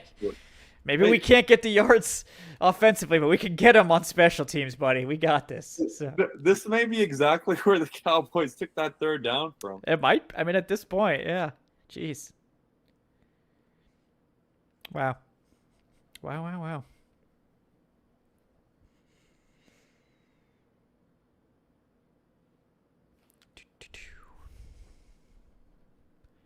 Just a reminder, if there's any patrons or YouTube channel members are in here, or you're trying to play in the fantasy leagues, this is the last night to sign up. So make sure you fill out the form. Make sure you're active on Patreon, all that. Fill out the form by noon tomorrow. We're going to have to close signups because we have to actually start the leagues next week. So there's still time to sign up if you want to. It's totally fine. Pick any of the paid tiers, whichever one suits you best, YouTube or Patreon, and sign up if you want. There's that patented Nick Carter. He just looks so much better than the other running backs. It's just like not even like at first I was a little like, okay, I want to like wait, but yeah, I think Nate Carter is just he's the RB3, Adnan. I'm pretty confident in that at this point. Yeah, look, man, it's been very unfortunate for Carlos Washington Jr. because remember last year he had a very, very heated battle with Jace McClellan for that RB3 spot. Honestly, in my opinion, I think he was even better than McClellan was in preseason, but I think the team decided to go with Jace because they drafted him, and I guess if it's like that close, they're like, all right, we'll just go with the draft pick. Well, I don't have any sources on that. That's just my speculation. And then, this year, McClellan, obviously he had his injuries, and then he gets cut like in the summertime. And we all just presumed, okay, this is going to be Carlos Washington's job to lose. And how many times has it happened in the NFL, throughout the years where a guy has that inside track for a specific job, he gets hurt. It's not Carlos's fault that he got hurt, but he gets hurt at a very, very unfortunate time. Doesn't play at all in the preseason, misses a good chunk of camp, and all of a sudden you have someone else who, sort of takes that opportunity and runs with it, and that's Nathan Carter. Yeah. Nathan Carter had that long run last week. He had he had a couple of good runs. One of them, he had like a 27-yarder that was called back for holding. And then he had that 43-yard touchdown. He's easily been the best running back in these preseason games. And, out of all the undrafted free agents we were talking about after the draft, Nick Nash, Kobe Bryant, it's going to probably be Nathan Carter who makes the roster out of all of them. Yeah, I totally agree. I think he's got the clearest path, and once Jace McClellan got waived, it was like he kind of had the like no real like draft guys ahead of him. It was more like just needs to beat out Carlos Washington, which I think we both thought would be difficult. I'm guessing it would have been a lot more difficult if Washington had been healthy, but the Falcons I don't think are going to hold a spot for Washington. He hasn't exactly proven anything to them either. So, and Carter, like we said, I think on Wednesday and some other shows, it's like he just looks explosive. He gives the Falcons that extra really dangerous gear. Reminds me of Anton Smith as like that sort of third guy you can rotate in to just see if you can catch the defense sleeping a little bit, where he can come in with fresh legs after they've been trying to tackle Bijan Robinson and Tyler Algier all game, and you just sneak him in there for a couple carries with some theoretically good run blocking. Like, he could really break some big plays off for you. I mean, that was Anton Smith was like the Falcons' entire run game for like a season. I remember like a couple of Anton Smith plays was like their entire run game. Yeah, it was like that first half of that 2014 season, where like every time Anton Smith, every single game had a long touchdown. Every single game. And it was like 4 weeks in a row. He never wanted to play him. Yeah. Anton Smith never got the ball, but whenever he did, he would score a touchdown. I remember it made the fan base like go crazy. Yeah, it's like, why aren't we playing this dude?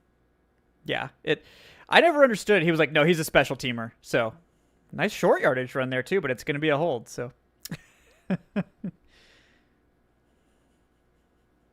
yeah, and look at Kyle Hinton out there. He's your starting guard if anything happens to Lindstrom or Matthew Bergeron. Yeah. We got. I think they said it was Brandon Parker, maybe. There's your.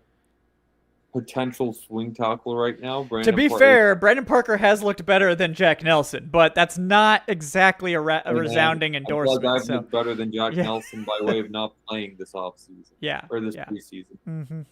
So, but, I mean, Hinton's fine. It's the other ones I have big concerns about.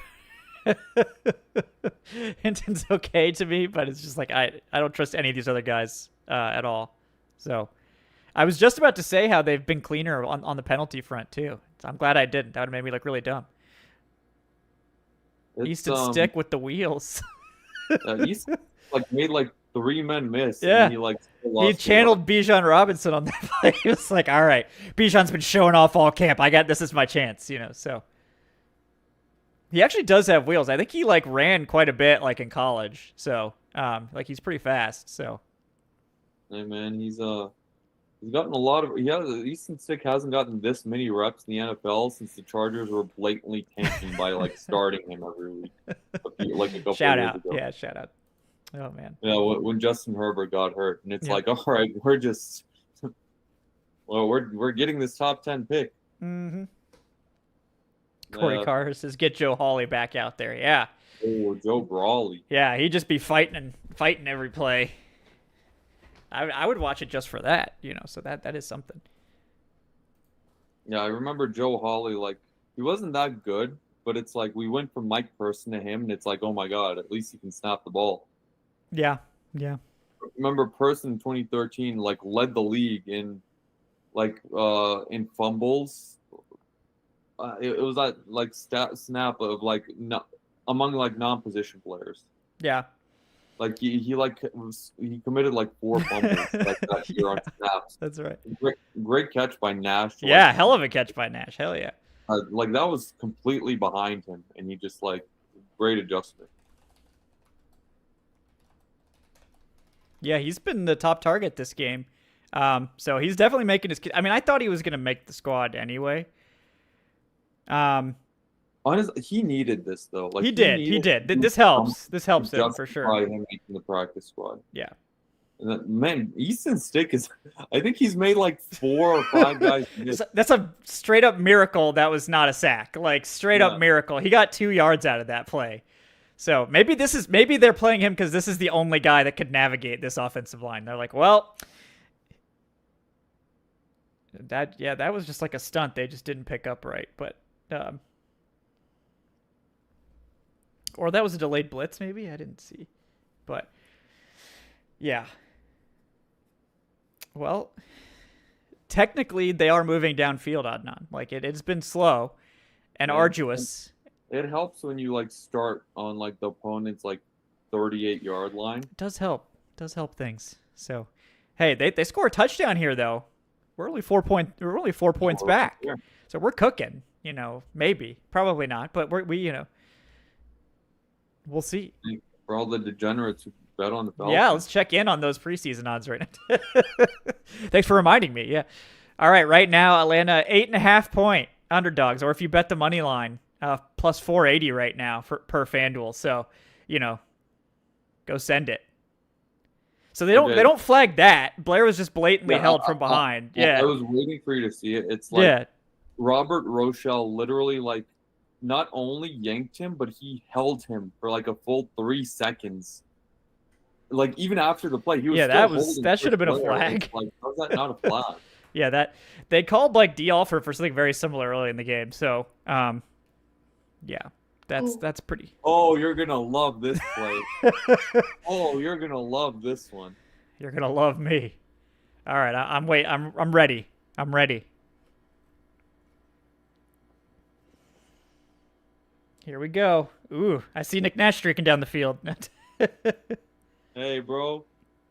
Talk to me. God, Felipe Franks. Felipe Franks. Oh, my God. There we go. This is, by all accounts, the single most unlikely thing that I've... Arthur Smith is somewhere grinning ear to ear. Yes, Felipe Franks, ladies and gentlemen. He lulled them to nobody even bothered to cover Felipe Franks. Oh my God, no! And then he hurdled a guy. And I mean, he just he goes airborne, gets a touchdown, Whee! Oh god, that's Felipe great. Franks I just love that. made the roster for 4 seasons. If Arthur Smith was here, that's enough. Like he signed him to an extension. If Arthur Smith was here, he's going into the Ring of Honor for that play alone. Yeah. Unironically, Felipe Franks was probably making the practice squad before that, but I think like now he probably definitely is making. He could always play special teams, so he always had that going for him. Yeah, maybe we can trade him back to Arthur Smith. Make sure he gets his guy. He let Felipe Franks out of his grasp. So, all right. Well, hey, like I said, we spoke it into existence, Adnan. Score a touchdown here, 4 points down. It's a little bit of a game. Maybe you should smash that preseason line. You shouldn't. Please don't. I advise against please don't. But we can't stop you. So those were the odds. Presented by FanDuel. Shout out to FanDuel. Yeah. Hey man, I didn't see anything before it was before the Falcons' first points. So as far as I'm concerned, the team is winning. They look great. Yeah, what are you guys complaining about? What's everyone so upset about tonight? As long as they don't give up a touchdown in 48 seconds here, I think we're gonna go into the half feeling pretty good. So, hey, Felipe Franks, man, that's a former 5-star quarterback. I think is there going to be some weirdness on this kickoff? Like, I think he caught that at the 1. Yeah, he did. Or they're not putting the ball on the 35. I think that's what I'm saying. I think they said that he got the ball into that little specific kicking zone. So they didn't. They're putting the ball at the 20. Yeah. Come on, man. He's like, you can't, yeah, I was like, oh, is that I guess you can still go in there for a touchback, but it doesn't go to the 35. Yeah. Okay. I hadn't seen that yet, so. Well, Braylon Trice just straight up gets shaken off of Milton. Well, Milton is a giant. He literally is. But yeah, that's not great. It's not great. Yeah, there's no doubt about that. Make the roster. It's you have the quarterback dead to right. And it's okay, I agree. Great. I agree. Yeah, you need to get him down. Get him down. But, yeah. Joe Milton is a brick shit house, for sure. So he's one of the more difficult quarterbacks to bring down. All right. Well, at least it was incomplete. But, yeah, I agree with you for the record. That should be a sack. You got to get those. Ooh. Oh, Braylon Trice somehow makes it even worse the next play. It's okay. Nice pass break from C.J. Henderson. Oh, what are you doing, bro? C.J. Henderson with a great pass breakup. Meanwhile, Trice takes an extra 2 steps and destroys Milton after the throw. Well, he was mad about missing that sack out, and he said you wanted him to do something, Well, Jesus Christ. There's been 4 roughing the passers in this game. This is getting out of hand, but just oh my god, these guys. This is why you can't play any starting quarterbacks in the 3rd preseason game, because it's just these guys they're fighting for their roster. I don't even care if I get the penalty. If I don't hit somebody, I'm not making this team. So.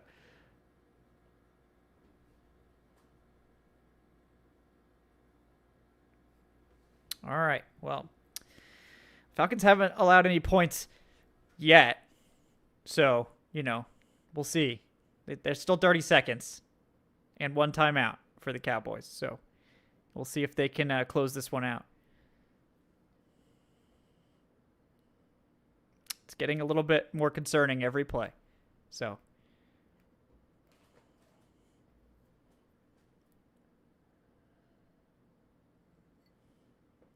Man, Morgan Fox out there, Adnan. It's a little concerning for him. Maybe it shouldn't be, since they're putting Rook and these other guys out there. So maybe it doesn't mean anything. Look, I'm not gonna lie to you. I don't know about this defense. This iteration right here. No. I mean, the Falcons starting. Most of these guys are going to be bagging groceries in a couple of weeks. I mean, like the Falcons, like actual like starting defense. I don't know about it. Yeah, Like I feel it's okay about it. I feel like they could be like 20th. That's kind of where my head's at. I feel like 20th, maybe 2019, 18. That may be like a ceiling, Yeah. and that's like only if like a lot of things go right. Yeah. But it's like I'm worried that this is going to be definitely bottom 10, but like maybe even like a bottom 5 unit. I don't think that. I don't think so. I don't think they'll be that bad. I think they'll be okay. But yeah, I honestly like the first two preseason games, especially the first one, like everything we saw from the earlier strings looked pretty good. Um, I don't like it was good against the Lions backups, but then it's like nothing that I saw gave me confidence against the Titans. Like when the Titans starters were out there. yeah, it was backups versus starters though. I mean, it's a little. I mean, it is the Titans. Like I get that, yeah, but It is, but they it was also also dunked on him in the joint practice though. but it was also like Pierce was out there, Roop was out there, Arnold Ebiketie was out there. Like among your front seven, it was a lot of guys who are going to get a lot of playing time this year. Like the only guys you were missing was like Walker, Leonard Floyd, David Onyemata. Like, and I'm don't get me wrong, those are like obviously like good players and everything, but I don't know. Like man, Yeah, fair my enough. God, Brandon Aubrey just shows you how it's done. Holy shit! He's kicking from like the Oh my 54-yard God, line. he Yeah, just nailed a 63-yarder. yeah, 64 according to the broadcast. Wow, crazy, Oh impressive my stuff. God. Also, like having the mismatched shoes, having the black kicking shoe and the white like planning shoe. I like That's that. That's yeah, that's clean, kind of sick. clean look. Yeah, You can do that when you're as good as Aubrey. Like yeah, if you're Young Wei Koo last year struggling and doing that, it's like, dude, what the hell are you doing? Just like get some regular shoes. yeah, yeah. Shock. If you go to like, I'll put the link here. Um, I'll find it for you.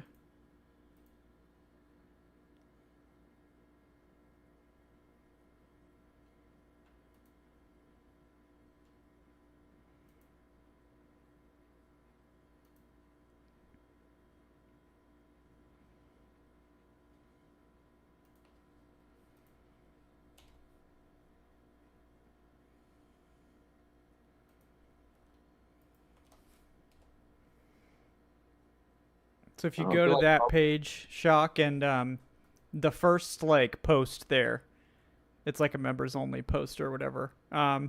That's got the link to the form in there, and then I'll post another one in that section, with the link to the league, so you can join the league. And then if you have any issues, like if you link your Discord with your YouTube, you can join like the Discord channel for patrons too. And I'll be, you can always send me a message on Discord too if you have any issues.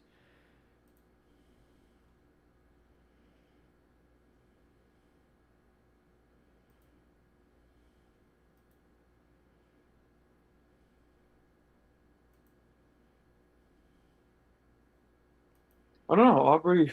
That this will be a guy who's probably one of the first kickers off the board, Yeah. um, in fantasy football. Like he's been, I mean, yeah, his story come.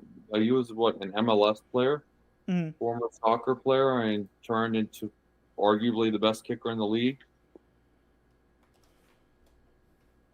Yeah. No, he's been just outstanding, ever since he got here. So I'm a big fan of Brandon Aubrey. Love the story. Love how he made it. And we're in halftime on now. He made it to halftime. So Yeah, my concern now is what do we talk about now? well, I know Corey Carter asked about Cologne. I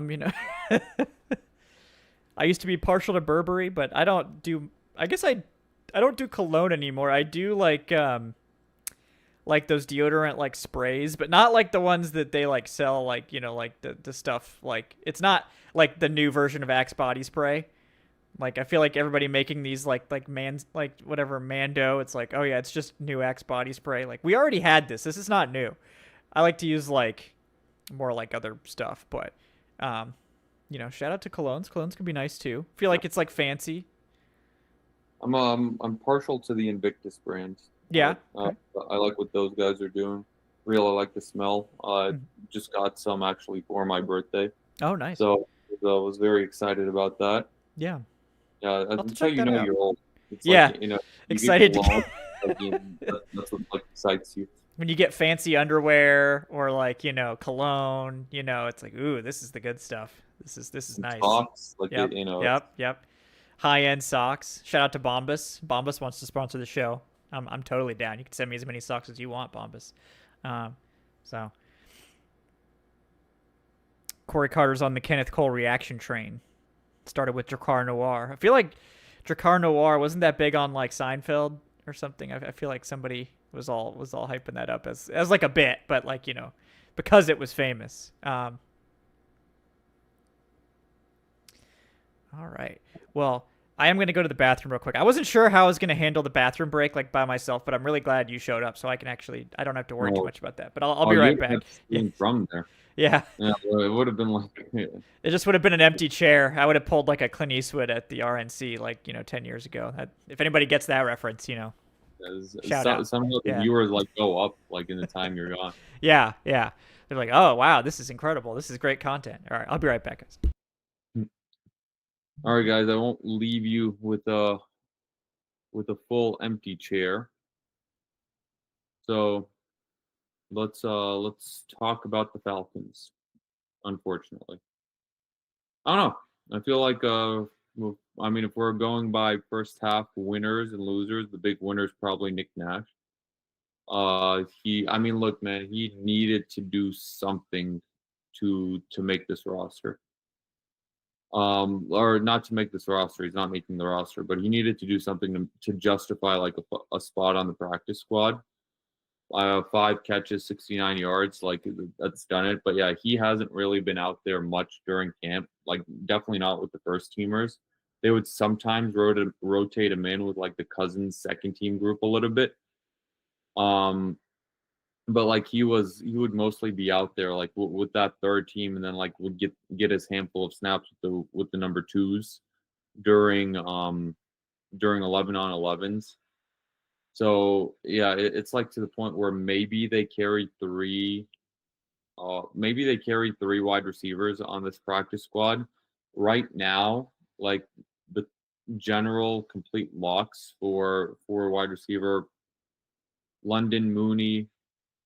Casey Washington is a complete lock at this point. I don't think there's any question. Kaderil Hodge, obviously. Um, Jamal Agnew. I want to say Jamal Agnew as long as he's not hurt. Like I feel like if I know Agnew had that like little bit of an oblique scare. He had that like oblique injury, but it looks like he was returning punts and he was back at practice this week. But it's like I don't know. I hope that they carry Agnew and that he's the main punt returner and kick returner, but because I don't think anyone else on this roster is good like at that job. But maybe like because at this point I feel like David Sills is making this team. He's not Sills isn't out there like at all today. He only played one drive last week. He only played one drive 2 weeks ago. So he's either going to be the main practice squad wide receiver and the main guy getting elevated like in that like scenario, or he's making the roster outright. I still don't know if they're willing to carry 7 wide receivers. They may, but maybe they say we're good with Ray and D Alford being the returners, and we're going to carry 6 receivers with Sills being one of them.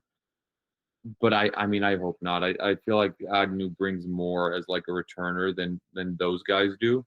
And I feel like he brings more as a returner than, a potential end of roster wide receiver can bring you when it comes to special teams.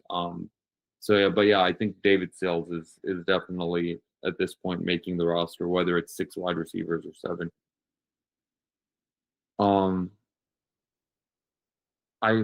I mean, yeah, I don't know. I don't know if they would be super comfortable making Carter the kick returner. I mean, I guess it's possible, but I definitely think that they really like Agnew. Like they signed Agnew specifically as a return specialist this offseason. And I get it. He hasn't done anything as a wide receiver, but he like doesn't have to. Like he's not here to do anything as like a wide receiver on the field. I think they gave him $2.5 million literally just to be a kick returner. Um, but yeah, it's. I'm trying to read through some of the comments, but yeah, I mean, yeah, Dank Banker, you're completely right. It's him not playing. Um, is like anyone who's not playing tonight, like pay attention more to the guys not playing versus the guys who are playing. I feel like every wide receiver who's playing tonight isn't making this roster. Like they're auditioning for a practice squad, like for a practice squad like spot. I think right now Nash is making his case for sure. DJ Chark was, that just was a nothing fizzled out type thing. He got cut. Chris Blair is probably, I think, making the practice squad, and then I don't know, probably Dylan Drummond. I feel like those are going to be the three guys that are among the receivers on the practice squad, and then it'll be maybe the seven, uh, maybe those seven like wide receivers. They're going to keep three tight ends, 3 to 4 tight ends. So I mean Pitts, Charlie Warner, and then taking Quatoriano. Like I think Quatoriano has done everything in his power to make that tight end 3 spot. He's going to be the tight end 3. If they do keep a 4th tight end, it would probably be Felipe Franks.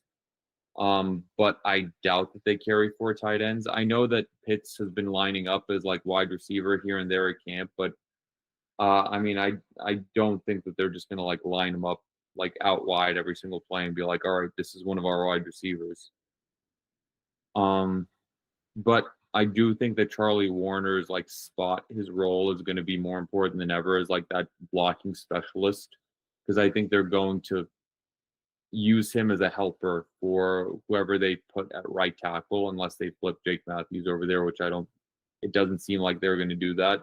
But if they put Wilkinson at right tackle, or if they sign like a right tackle, I think they're going to have Warner next to him a lot in helping to chip whatever defensive end the opposing team puts over there.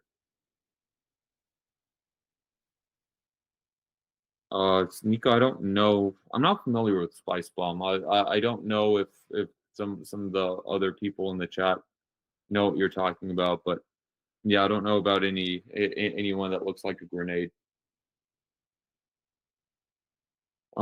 But yeah, no, it is exciting having college football back. I mean, back like pretty much. It is week 0. Like the real games aren't really starting until like next week, until Labor Day. Well, I'm looking at it now. We actually do we do get a top 25 matchup tomorrow. We get Iowa State and Kansas State. So I mean that'll be fun. It's always nice having like real football back. Like this preseason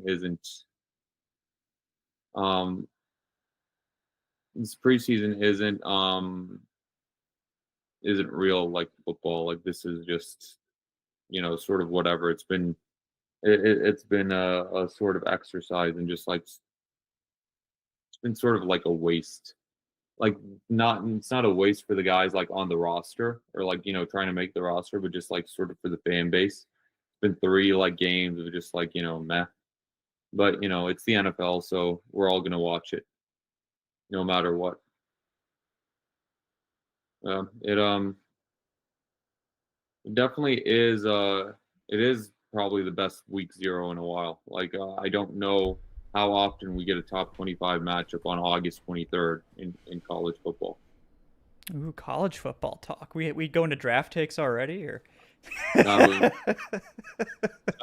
it's too early for that, Yeah, even though yeah, Gary. yeah. Yeah, it's the Iowa State Kansas State game Oh tomorrow. yeah, it's actually pretty good. Yeah, I'm also surprised. Yeah. now we get We get what is it the Longhorns, Ohio State next week Yeah, as a big noon kickoff. Like whoever a number one versus number three playing literally at noon. Like it, love it. people on the West Coast aren't even awake. They haven't even woken up. Yeah, that's crazy. Oh man, I football's look, so man, close. Can taste it. Can yeah, taste it. man. I know that like that's become Fox's like shtick, the whole like big noon thing, but Big it's nude like Saturday. yeah, it's like can we just like stop? Like Yeah, can we stop with that? can we like stop putting these like great matchups at noon? Like give I know Fox is trying to be different, but it's like give some of these matchups like their due. Like make this the either the 3:30 or like the 7 p.m. or like an 8 p.m. Like like what are we doing here? Yeah, I agree. I agree. Like, give them the prime time hype. You know, let people pregame all day or whatever it is they want to do. So,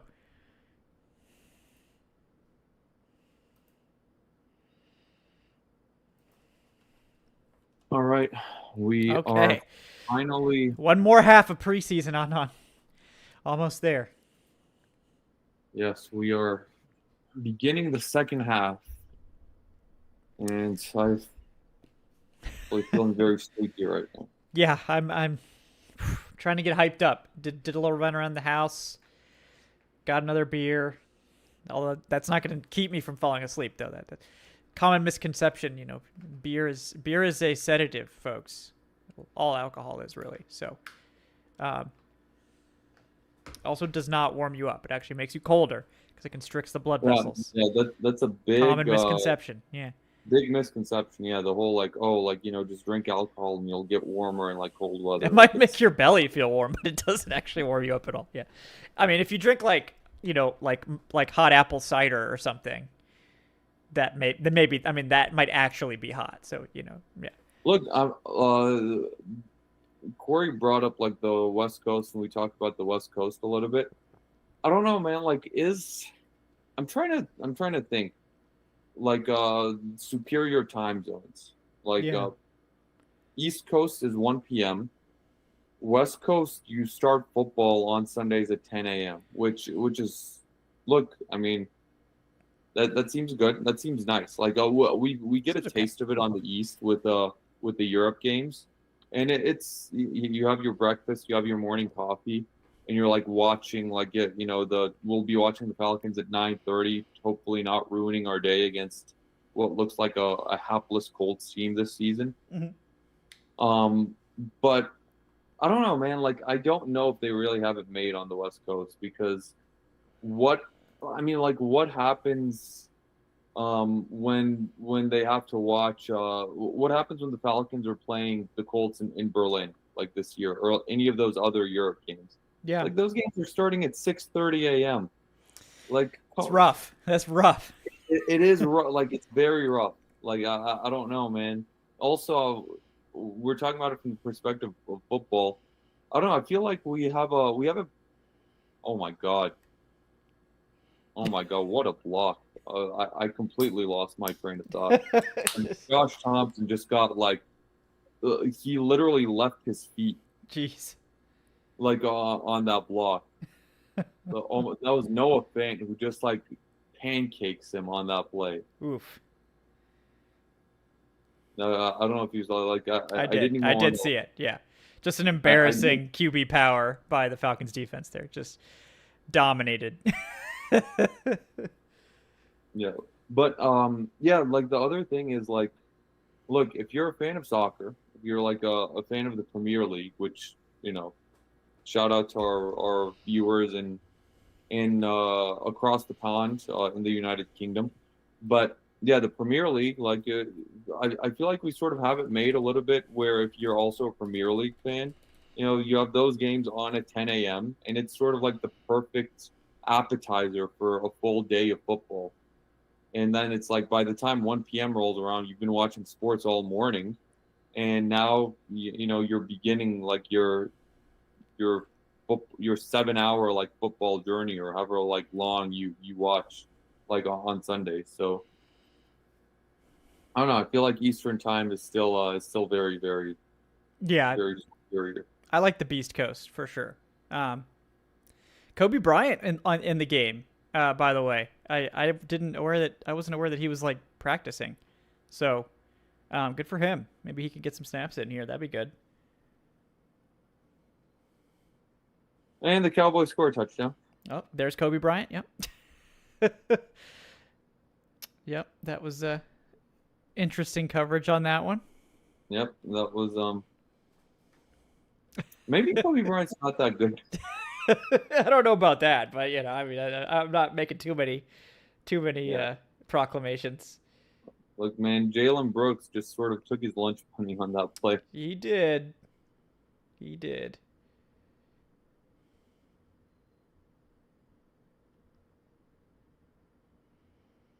Yeah, like Kobe Bryant was literally just flailing his arms on that play. That's Yeah, not not a promising rep. I'll be honest.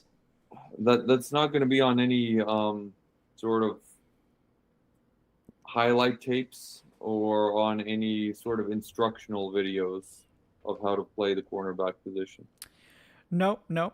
Yeah, he did actually try to play the ball, but just didn't know exactly what to do with that one. So, yeah, there's no doubt about it.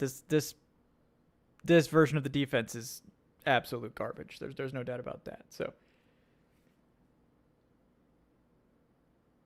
On the bright side, it's almost over. it is almost over, and then the real season begins, Adnan. I know that sounds ominous because it is. It is almost.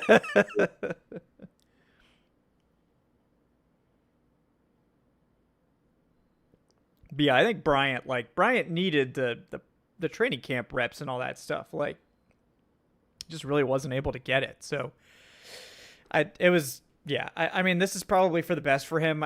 Spending a year on the practice squad, I think, is good for him. So.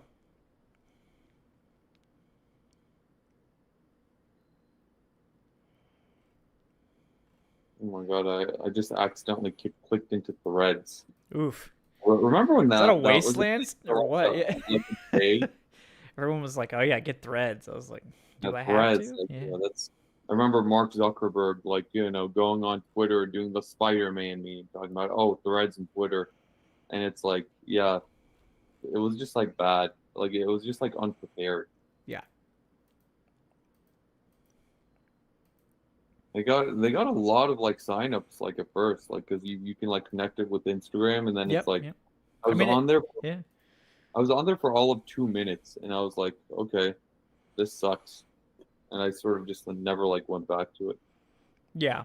No, it just wasn't very functional. That was the main issue. It was like they refused to let you just have like a follower feed, which is like if you guys haven't like turned your X to just following instead of for you, like you're doing it wrong. Like you should Look, just use following, please. look, Like man, I'm a for you fiend. I wow. want to see everything they're giving me. Like Wow. I'm never I on don't it. even care. Like No, I'm just on Twitter for pure anarchy. okay. Well, Like, if that in that case, then that makes total sense. Yeah.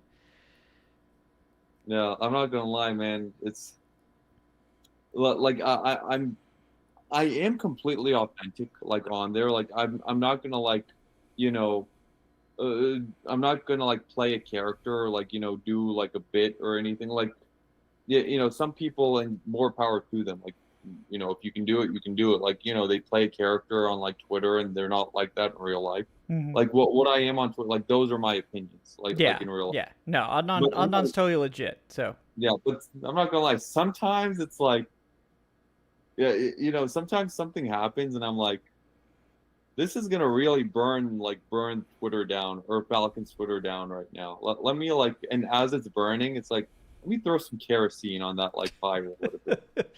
yep. Why not? Let's do it. Just dump it on there. Just dump it on. Yeah. I don't know how this works. Like, do they make them re-kick it or because like the Cowboys guy jumped, so not really sure what's going on there.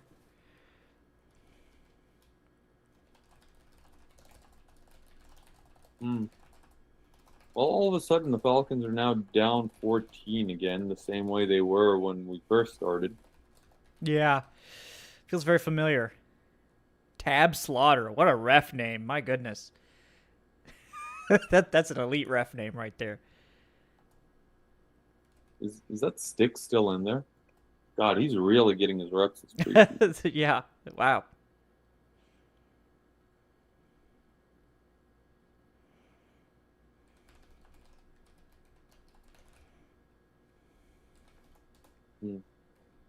All right. Don't know if that's false start or offsides or what the heck's going on.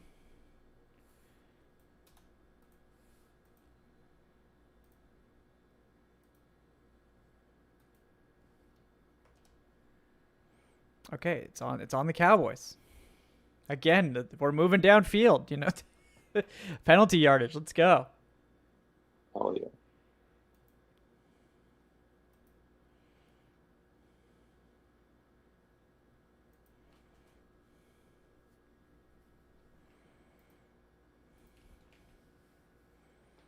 Okay.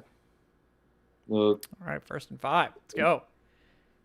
Is Jack Nelson and Javon Gwynn Just guys getting. I do not want to see out there one time this season? And that was some sad run blocking in that play. They just like kind of fell over. Oof. Just the biggest oof that I can imagine. That's what happened there. Okay, but then Deshaun Corbin breaks off his best run of preseason. All right, let's see. I like Corbin. I was really hoping for more, but he's a guy that needs a little more blocking. You know, I feel like Nick Carter's probably the one. Like, if you could just give him like a tiny crease, he's like, yeah, nice run there, nice run. Hey man, for as bad as the O line's been run blocking all preseason, they did a hell of a job on that play. Yeah. Like Corbin went through that hole untouched. Yeah, running to the right behind Kyle Hinton, probably the best option they have. So if there's one thing Kyle Hinton actually can do, is he can run block pretty well. So Oh my god, bro. Oh my god. I know I'm a play ahead, but it's like the next play, like after the Chris Blair catch, like 3 players just converge on Corbin in like the backfield.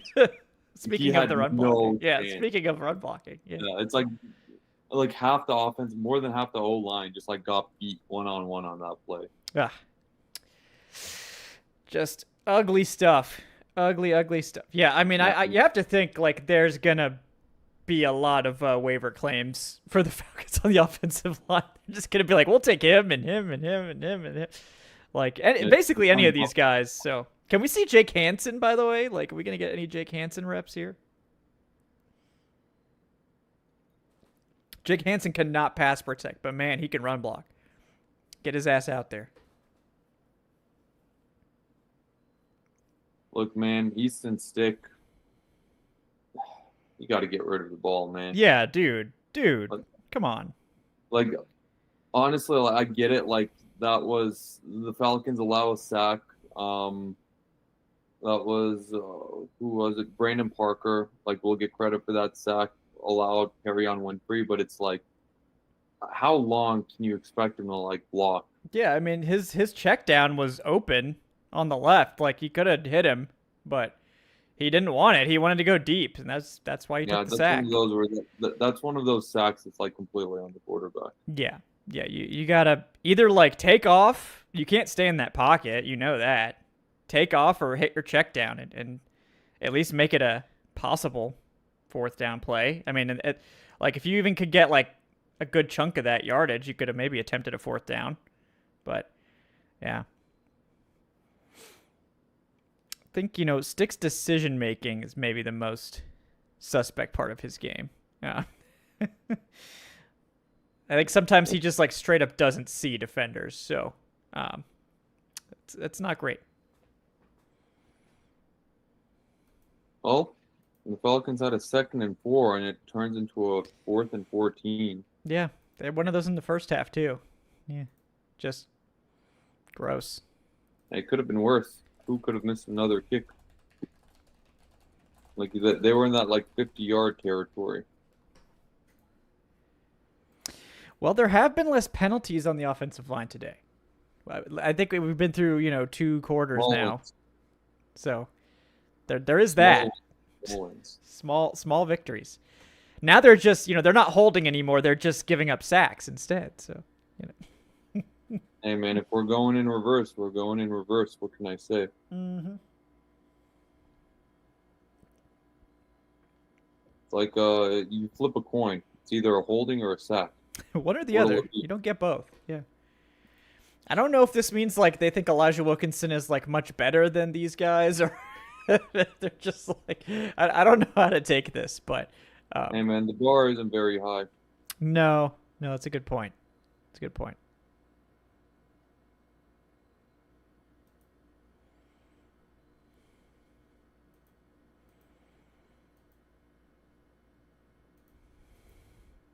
Oh, man, this is where I would love a running clock right now.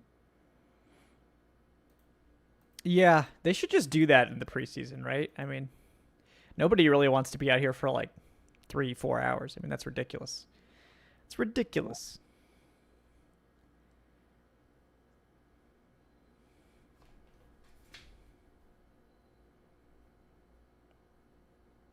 Yeah, look, man, it's the last preseason game. We're here. start Thank you, with D-Gens, for 10 p.m. joining us. Thank you, D-Gens. Yeah, it's 10 p.m. Look, man, there's 113 of y'all watching this slop. Oh, we love that slop, don't we? Yes, we do. Yeah. We're sick God, puppies. the NFL can just feed us whatever slop they want. It's just like we'll eat We're it from invested the bottom. somehow. Yeah. All Yeah, right. it's like that scene from the Will Smith movie Concussion, where it's like, yeah, the NFL that just like they own a day of the week. It's like it's the same Yep. day that church used to own, like in Mm-hmm. the NFL's now. Yep. Like how what a poignant like line. Yeah. Looks like we got a quarterback change here for the Cowboys. Will Greer, West Virginia legend. Will Greer, Was he was a that David Heisman. Sills quarterback in West It Virginia? could've been. It might have been. Yeah. I'm about to do some digging. Yeah, we're gonna sleuth this out. We're gonna have to sleuth this out. Honestly, there's nothing better to do right now. Yeah, yeah. Yeah, where's the Danucci hive? We need to see the Nooch. Maybe we'll get the Nooch in the fourth quarter. It's just a fun name to say. All right, there's Nick Kubitz and his glorious locks back on the field. Been waiting for that. 17, 18. Yeah, no. I have breaking news. Yeah. Will Greer was David Sills' quarterback. Look at the knowledge over here, all right? I just Dang, pulled that ref out of nothing.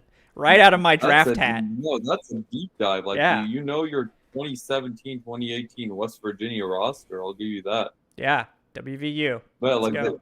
like Sills was there for 3 years at West Virginia, 2015 through 2018. Didn't play in 2016. Yep. But like Greer was his quarterback both years when he was an upperclassman in 2017 and 18. Nice.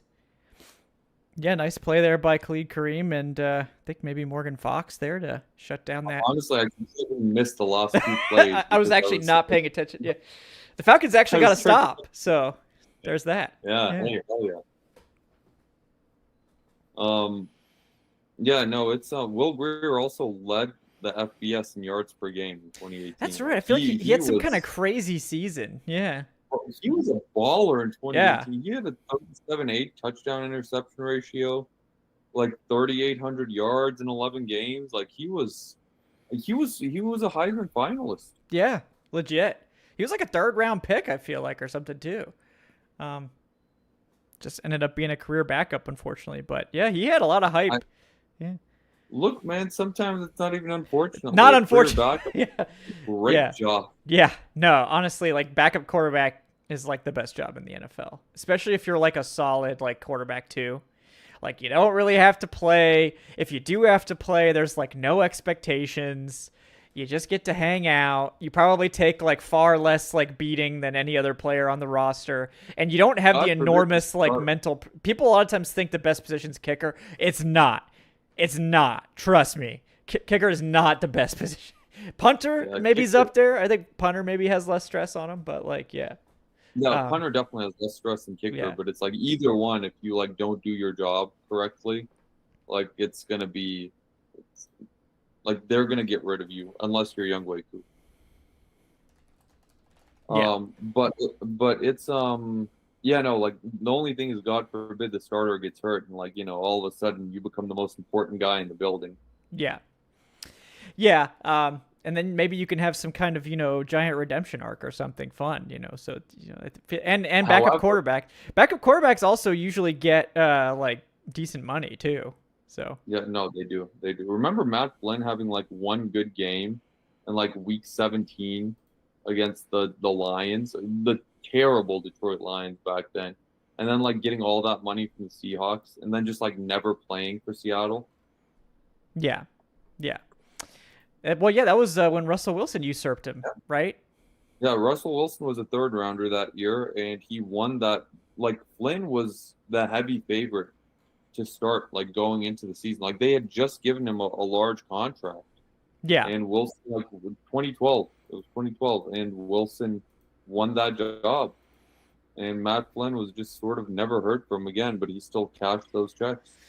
hey, massive respect to Matt Flynn. You got to make the most of those opportunities and cash in on that generational wealth when you get the Oh, chance. he So, made $8 million in 2012. yeah, that was like really big money back then too. Like it was, Like it's 8 million. Yeah, it was big money. The salary cap was a lot smaller.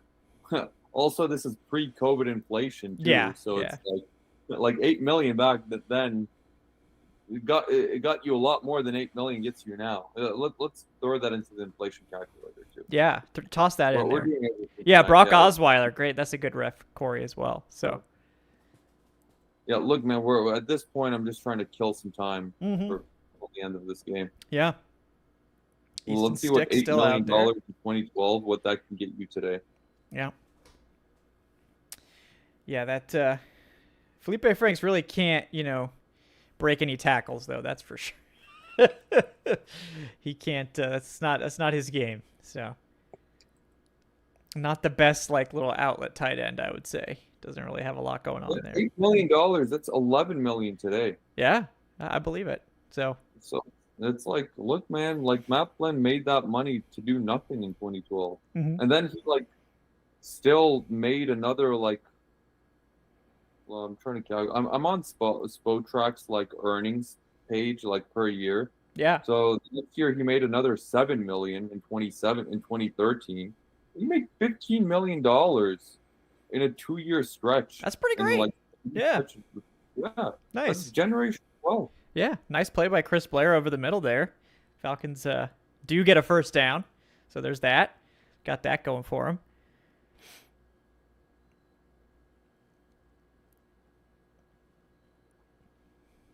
All right. Oh man, it's only the third quarter. I thought it was- Uh oh. Hey, we're like more than halfway through the third quarter though, so we're getting there. Hey, another nice run. It's like a 6-yard gain, Adnan. That's like it's like one of the 5 best runs of the whole preseason. Nate Carter's touchdown is one. Nate Carter's 8-yard run's probably number 2. That Jashawn Corbin runs up there. Hey man, we'll always have that 43-yard scamper from Nate Carter. Elite.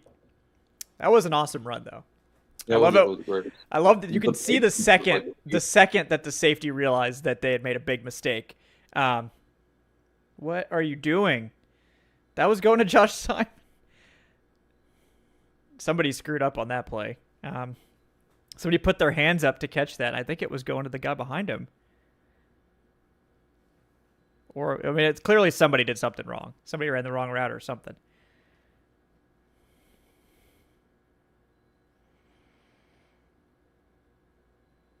Oof. Doesn't look great. It doesn't look great. Don't love But I think an image just surfaced of like Micah Parsons just like laying on the trainer's table. that. Just like hanging out in there. I mean, I don't know what's going. Like he's like sort of laying on his stomach, or yeah, he's just like laying down, like arms crossed, just like this, on Just the hanging training out. table. That's hilarious. Jesse Matthews getting his first catch. Good for him. Nice first down conversion there. Nah, Justin Matt, there was a guy that's not gonna make anything. Yeah, again, I feel like he's been kind of hanging around the team and Look, man, yeah. we No, can't no, keep there's all not of room. this. That's the thing. Like, I feel like he's a very respectable like training camp receiver and just like can't really get past these other guys. Yeah, it's like there's 10 guys right now who look. I mean, I was talking about it while you were like gone, but it's like I don't know. Like it kind of feels like Jamal Agnew's spot isn't a I agree. given. I think with his injury, yeah, I agree. I think his spot is they're giving it to Sills. So Yeah, I think like they're keeping Sills and Washington now as the final up two. until a couple of weeks ago, up until a week ago, I thought like, okay, like Agnew's a lock. Like he's as much of a lock as Darnell Mooney because he's like the returner. Right. But it's like he hasn't returned like No. anything. He's Yeah. been hurt.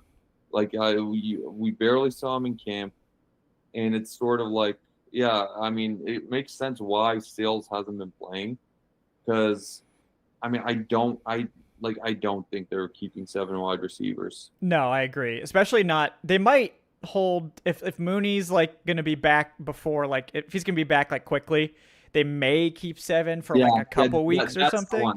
That's the one where it's like if Mooney doesn't go on a IR to start the Yeah. season, if he'll But be out like a week or two, they may like just keep keep the an extra extra. one. Yeah, and they then might they keep like someone. upsells to the practice squad after a couple of weeks Yeah. if they keep Agnew. But I don't know, man. Like I don't like the state of the return game if Agnew No. isn't No. like it. I think It's they just like should give Nate Carter, man. Like give Nate Carter a shot there. I don't know. Like I don't know if he can. I mean, I haven't seen much of it, but we spoke briefly about the possibility, but it's like, yeah, I don't know. Like with Nick, like he doesn't. I don't think he has any like experience returning. maybe like a little. But yeah, I mean, they would need to like have him actually practice there for sure. I mean, And the Detroit thing is, Brooks has been like okay as a returner. I think he's maybe the only other guy that looked interesting. But if he's like starting for you on defense, you can't exactly have him returning. it's like Ray McLeod is your starting slot guy. You don't want him returning. Right. Um, Look, I don't know, man. Like, I feel like the path of least resistance is Agnew, but it's like, well, what can you do if he's not like healthy? Yeah. No, that's a good point. Looks like the Falcons do pick up this first down. Man, Just Sean Falcons Corbin's are able to get there. So yeah, this is like the best drive of the game. It's been consistent, little chunks here and there, converted some third downs. This is like watchable football right now. So we'll see how long that continues. But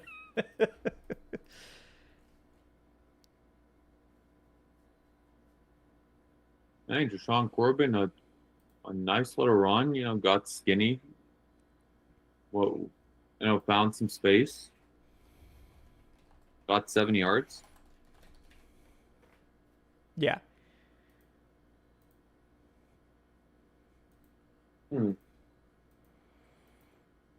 It's we're in the red area right now. oh man, the dangerous red area. Yeah, We're in the red zone right now. Oh my god. Had Easton Stick kept that, like the run didn't go anywhere, but like it looked like a possible read option. Had Easton Stick kept that, there was no one within like a mile radius of him. yeah. Like he could have walked. They into bit. that. Yeah, they definitely bit on the run action. So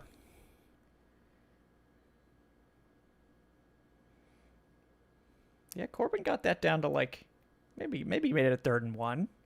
Yeah, Corbin got a couple of yards. Got a He couple. did what he Yeah. play. Yeah, and that's another spot. We kept mentioning returner. Like they could look for a returner on the waiver wire. Like there may very well be guys that get cut.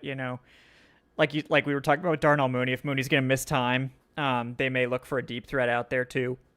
But should probably just make Kyle Pitts the deep threat. But who knows if they'll ever do that? So if any time, it would be when Darnell Mooney's like not playing. So, ooh, nice run, right up the middle. Now we get push. Now we get pushed. Just run behind Kyle Hinton. That's the secret. The one starting caliber guy that's out there right now.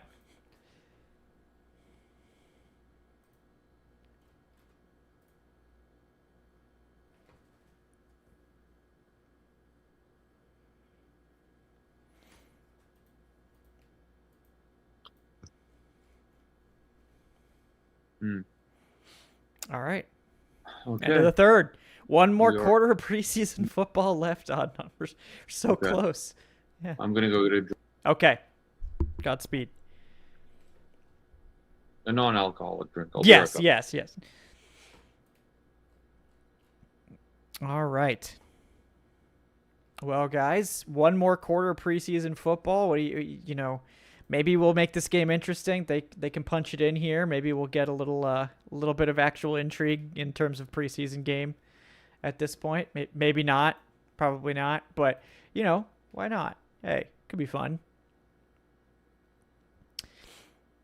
Falcons now plus 1,000. So if you're like really, in this preseason game, Falcons plus 1,000, all right, to win this game. So if you're feeling extra spicy, please don't do that. Please don't. Yeah, that just but yeah, shocked. Were you able to? By the way, were you able to find the link? Okay, I think I sent it to you, but if not, just let me know. Yes. So tonight, TC, we got a new brew. I just picked it up off the shelf. So this is a Kuka Brewing. It's a pumpkin cream ale. I'm a big sucker for cream ales. Love cream ales. This is a 6.3 cream ale. Wow. I don't remember that. But, yeah, sight unseen. Didn't look it up at all.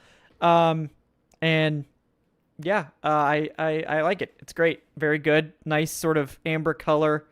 Usually those cream ales are very pale. Shout out also to McGuire's in my hometown, Destin, Pensacola, Northwest Florida. Technically my hometown's Niceville, but whatever. And yeah, it's nice subtle pumpkin flavor. It doesn't, with pumpkin stuff, you never know. Like if they just go like pumpkin times 1,000 and just blast your taste buds with pumpkin, which is pretty gross. The subtle pumpkin flavors, I think, are always the best, and this one it checks the box. So I'm very pleasantly surprised. Not pleasantly surprised. I just you never know when you're picking up a beer like off the shelf with like no context. So, good stuff. Shout out to Kuka Brewing.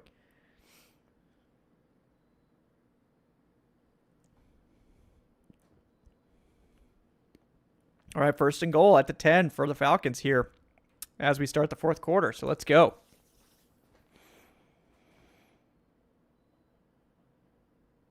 That was not a good read from Elisha Dotson on that run. If he had cut that inside of his block, I think he could have got that down to the 5 at least. But yeah, he tried to keep going outside and just ran right into tacklers. Not great. Don't love that.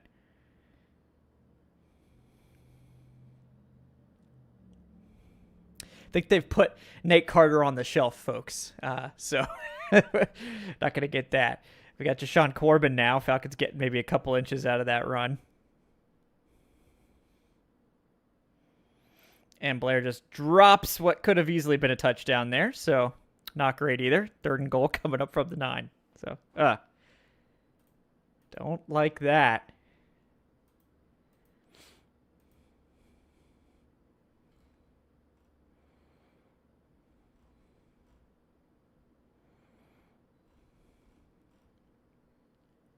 All right. Chris Blair, to be fair, typically very sure-handed, so don't think that really changes my thoughts about him. But that would have been nice. I could have got it at least inside the 5 on that catch. So, and then Easton Stick almost throws a pick. So, no touchdown for the Falcons here.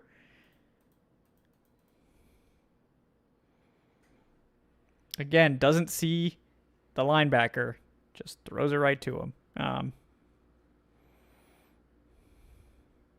Just doesn't see the linebacker, man. That receiver was not even a little bit open.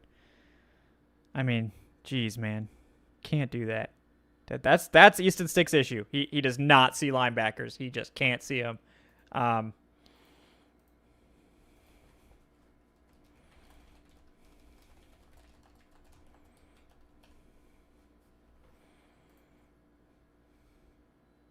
Koo does hit another short field goal, so at least there's not some critical meltdown happening in the kicking game at this point.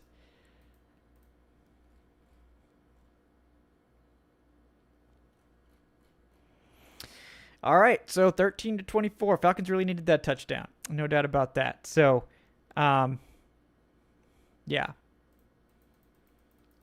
Not great. Not great. Yeah, but I mean, you can tell a lot by like who's. I mean, the Falcons are being a little bit weird with it on defense. They were playing some of these guys, like some borderline starters, like early. Like they gave like Rook like a series randomly, and they gave like Zach Harrison some run randomly. They gave, obviously they've been letting everybody else play. That they benched the rookies and everything, but otherwise like deep depth at safety, right? Like Jordan Fuller and Xavier Watts never saw the field, so it's been the third string safeties all game. Deep depth offensive line for the most part. I think what we can see is probably the wide receiver room. The guys that haven't played tonight are the ones that have roster spots mostly locked up. Casey Washington, David Sills, I think are the two that I would have circled as guys that have probably made the roster, especially if the team doesn't keep Jamal Agnew. I think Nate Carter has a great chance here to make the roster as well. I think he's definitely impressed in that role. Obviously the stuff with Caleb McGarry is a big dark cloud hanging over everything. I think if it was season ending, we probably would know. I'm guessing that that it's probably not season ending at this point. Other than that, we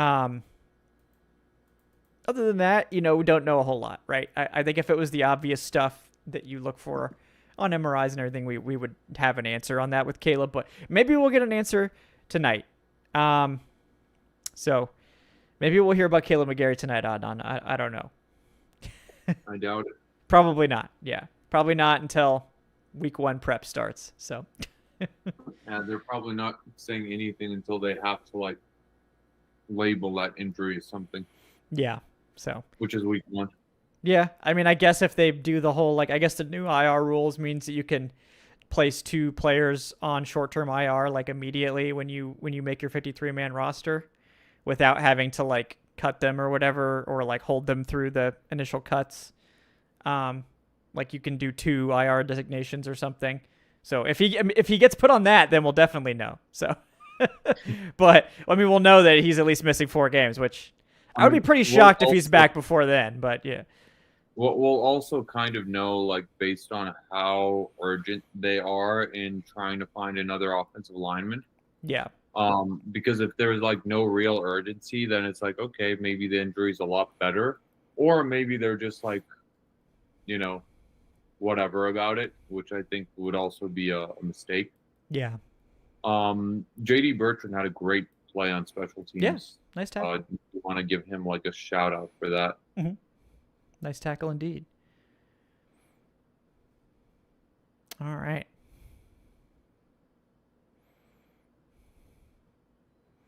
Ronnie Perkins chases down the quarterback from behind to prevent that from being a disaster.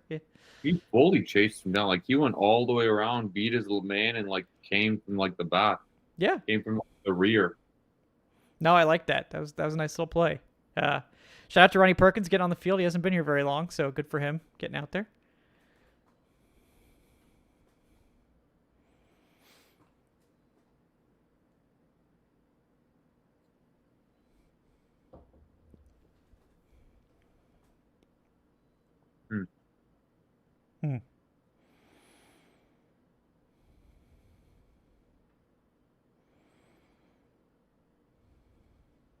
Yeah, we got flags down. Don't know what's going on with that, but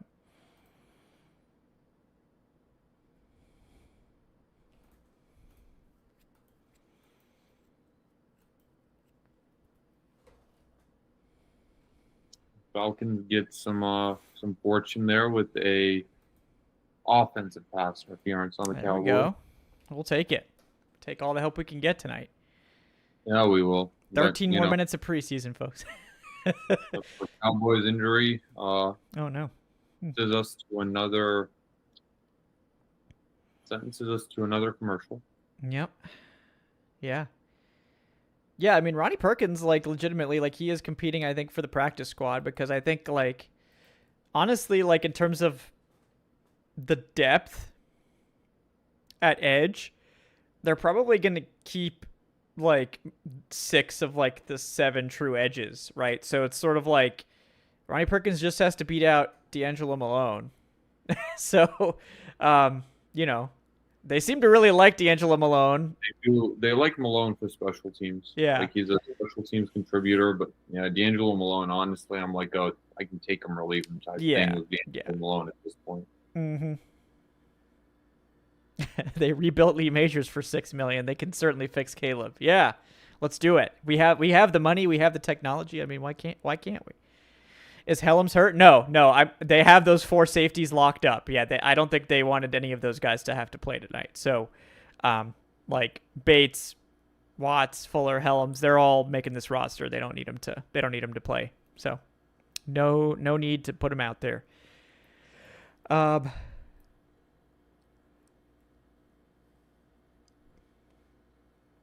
Yeah, I guess what I'm curious about is CJ Henderson. I mean, does he make it? Does he have a chance? I think he has a pretty good chance. Like, honestly, he barely played tonight, so like, I mean, I don't know. Yeah, like, just by default, I think he has a chance. Yeah, it depends kind of. how much they like Lamar Jackson. Right.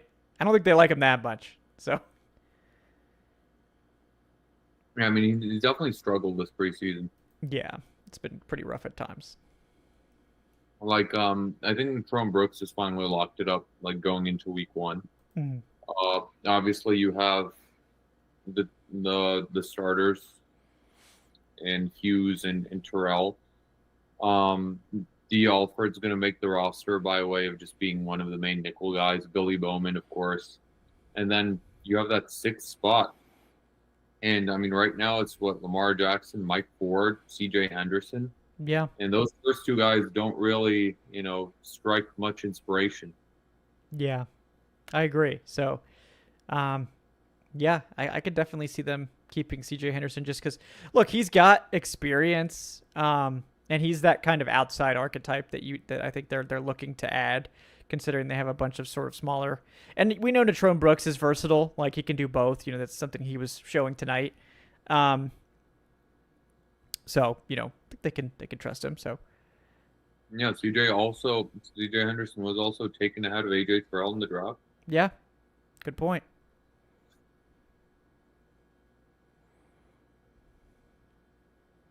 Ronnie Harrison, yeah, I mean, I don't think Ronnie Harrison can make the roster just because the safety, like the linebacker. I mean, he could maybe. I think Ronnie Harrison is definitely like a practice squad guy, though. I think he's looked like interesting enough that they will keep him. But like, especially if they like are trying to move on from JD Bertrand. But yeah, I mean, we'll see. Looks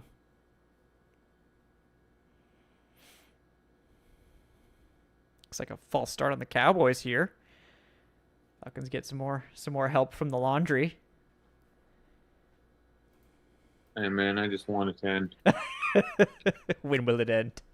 Yeah, it's been a long preseason. Yeah. Enough of the flags. Like, we were already like, off the air. Like, we would have already had everything wrapped up the last couple of weeks. But this game started at 8 instead of 7. That's right. Yeah. But it's okay. We're here for you guys. We're here to take you through this preseason, this preseason action. Good thing that guy dropped the ball. So. We're not even saying names anymore. It's just that guy, Maffa. His name is Maffa. He wears number 37. NFL player right there. So 37. Good for him. 37. Unfortunate. Moffett, That's an unfortunate number for offense. the rookie out of Clemson. Yeah, apparently. Yeah. Hey, Is he man, running back or? my one of my favorite stats of all time as on that punt return to Tyrone Brooks fumbles. Nice. He got it back. He got it back, but we were just talking about the returner, like position. He got it back. He got it back. He might have been down too. He might have been down. I don't know. I don't think he was down. He landed on his back, I thought. Then it just came out. Maybe. Yeah. I don't know if the ball was coming like that. I don't think we have the slow-mo like camera replays for right now, but yeah.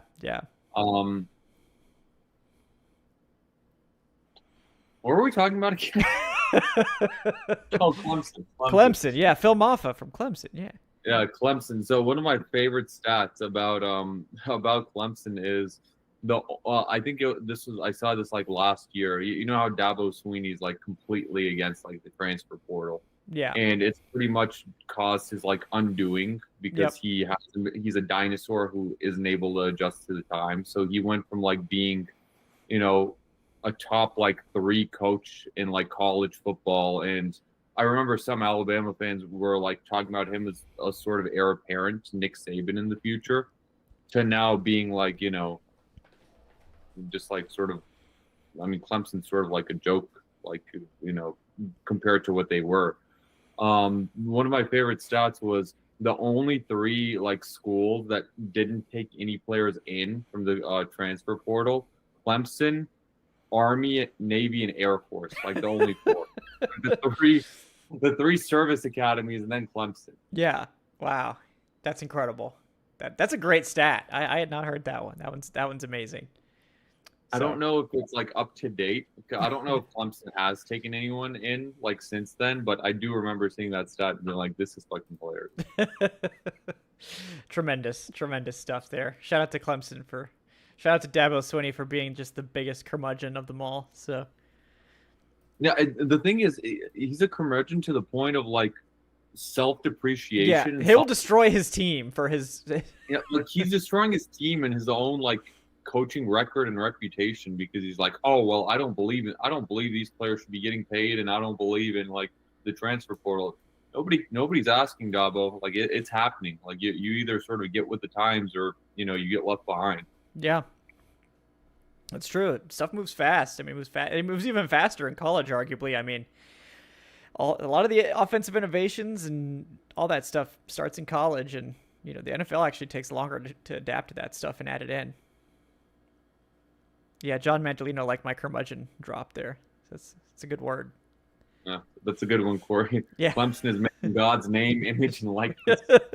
Jesus' dark transfer portal. Oh, man. Must not believe he should have a job. Yeah, maybe he doesn't. Maybe he doesn't care. Yeah.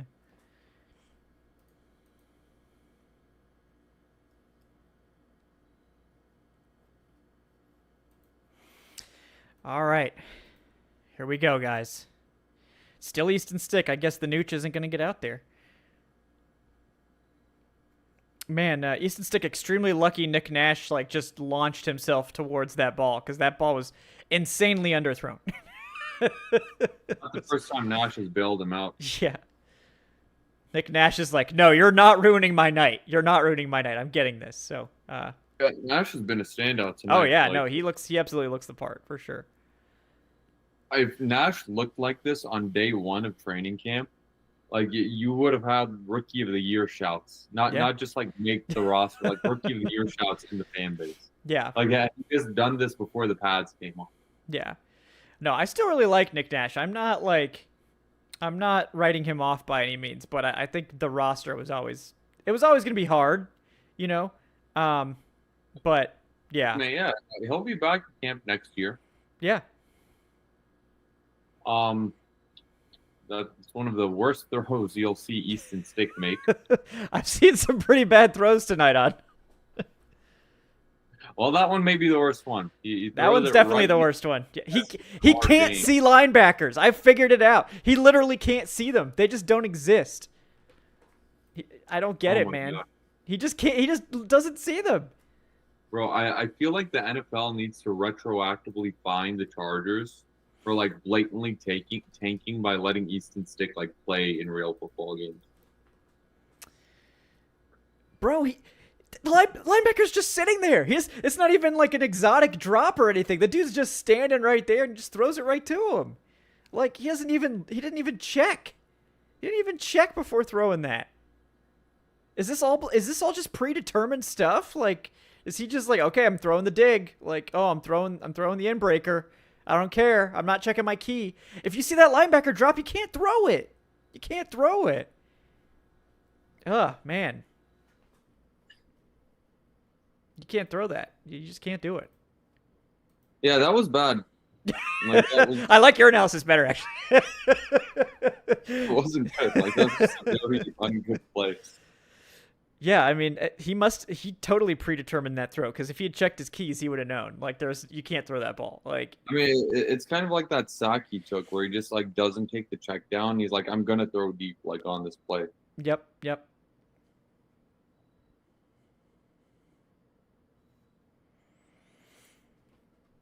Oh man.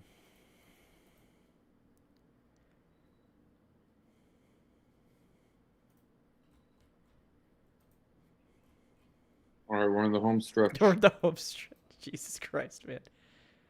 Oh man.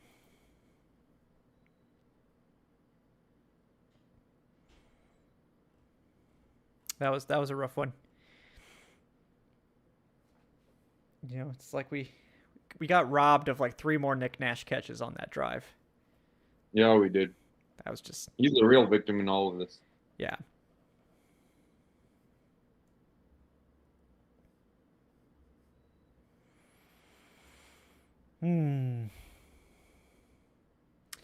Yeah, Stick has continued to show that he's not a viable option, I think. I mean, he's a backup, like I get it, but like if you can't see that, like that's not complicated. That's not disguise. That's not, defensive shenanigans or anything. That's like you didn't check your key.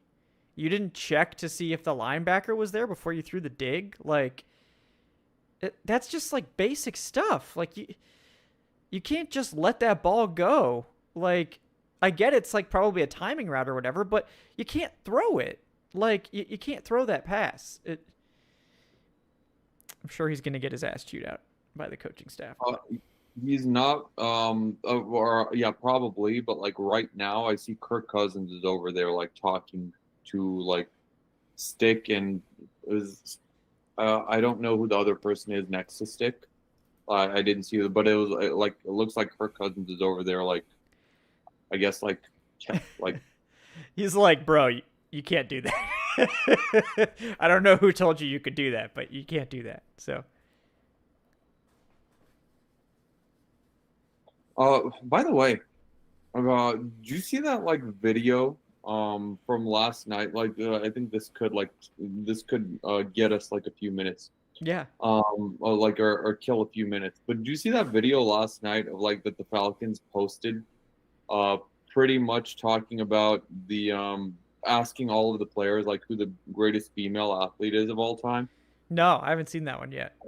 So basically, it's like you have 90% of people saying like Serena Williams, like of course, like Serena, yeah. Female like goat female tennis player, and then like they get to Kirk Cousins, it's like all right, who's the like best female athlete, and he says, Babe Diedrichson Zaharias, and I'm like, bro, like what? Like, who are these names? Like who is he went with the deep cut, like yeah. Like he went with like the full deep cut. Yeah, it's like I think Kobe Bryant said like Angel Reese and like yeah. But it's like he says like Babe Diedrichson Zahari, and I'm over here like, bro, like Kirk's really just like doomed. And then like in the end, Kirk names like rattles off 3 or 4 more like very old school names, but no name was like this old school. And I was like, okay, like is Kirk just being like? I mean, he's obviously just being Kirk right now. Yeah, but then I'm like, let me Google this person. Mm-hmm. Then I'm like, after I like found out like after I did like a Google search, I'm like, Kirk may be right. Like this girl was a monster, bro. Yeah. Yeah, she like won 2 gold medals in the 32 Olympics. Oh man. So she won it in javelin throw and I think like high jump or long jump or something like that. And then she like won a silver medal in like a completely like different thing.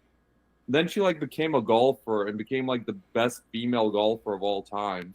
And I'm like, yeah, no, I didn't know Kirk like really like put me on game like that. Like I had no idea. So yeah, shout out to Kirk Cousins for being a female athlete historian. Connoisseur. Yeah. Yeah, yeah, Like who knew, bro? that's some deep history. Yeah. Well, shout Yeah, out to Kirk Cousins. yeah, yeah. I mean, Serena's just the easy, like low hanging fruit. But Kirk went like deep dive, and it's like maybe he's right, bro.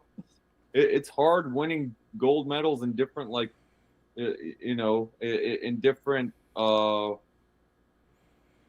like Yeah. sports. Completely different sports. It's Yeah, wild. completely like different. Like I'm trying to find the word. It's not professions, but it's like yeah, the word is like escaping me right now. And then like also being like the first woman to make a male PGA tour in like golf, and it's like okay, yeah, Yeah. it's like look, I apologize. Like Yeah. you I wasn't familiar with her game. I Yeah. wasn't familiar with your game, Kirk. No. No.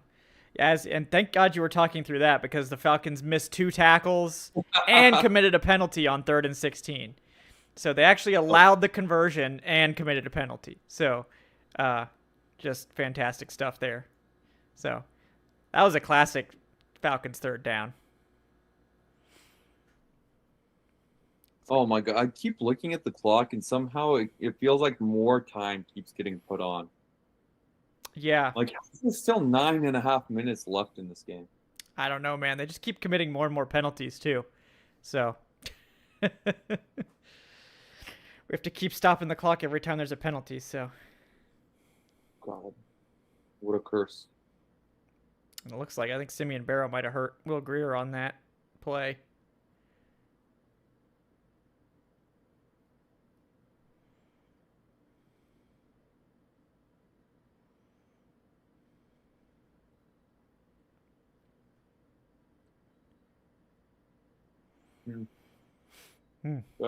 Got some Falcons highlights that they're playing right now from last week. Because there weren't any tonight, Next year, Oh man.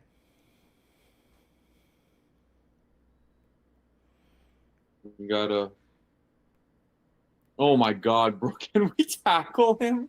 No. Bro, No. They can't. oh Yeah. my God, man! This is embarrassing right now. Oof. Yeah, this is not good. Oh.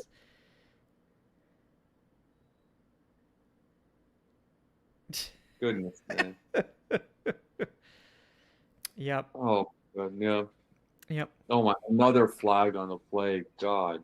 Can we not? Can you just give him the touchdown and just stop throwing flags? Like, let's get out of here. The worst part is after they score this touchdown, it's going to be another commercial break. Yeah. Yeah.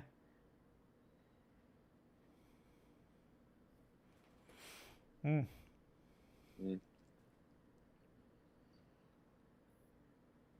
Man. You remember when AT&T Stadium first got built?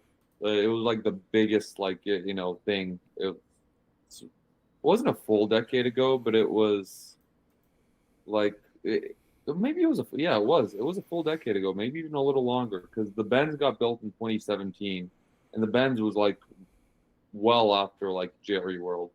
But you remember when like in the preseason when they would punt and then like the punts would like hit off the scoreboard, like it like hit off the scoreboard like 2 or 3 times, and it's like, oh, is this like a big design flaw that we just made like with this stadium where it's like the punt's just gonna like start hitting off the scoreboard? Yeah. I Oh think man. like some place, and by the way, Kobe Bryant pass interference in the end zone. Yeah. So He just yanked him down. hasn't been a great game for Kobe. Yeah, literally, he just pulled him down. Oh my God. I love that. That's hilarious. You know what the best part is? He pulled him down and does the like wing celebration. Yeah. He was like, yeah, no good. Like, Oh do you my not God. first want to at least like check to make sure that there's not flags for your blatant Nah, pass bro. interference? Nah. I guess there's no, yeah. I guess there's not like there's not been much to celebrate, so I guess celebrate when you can. Like, But why yeah, did I you remember grab this. him? He wasn't gonna be able to turn around and get that ball. Like, why did you grab him? Like, I don't understand. Like, Kobe had a chance to pick that. Like, if he just plays the ball, like, It was a straight like panic move. It's like he just he's grabbed his worried the ass. ball is coming, Oh and he's like, God, oh no, like what do I do now? just ugly. Yeah.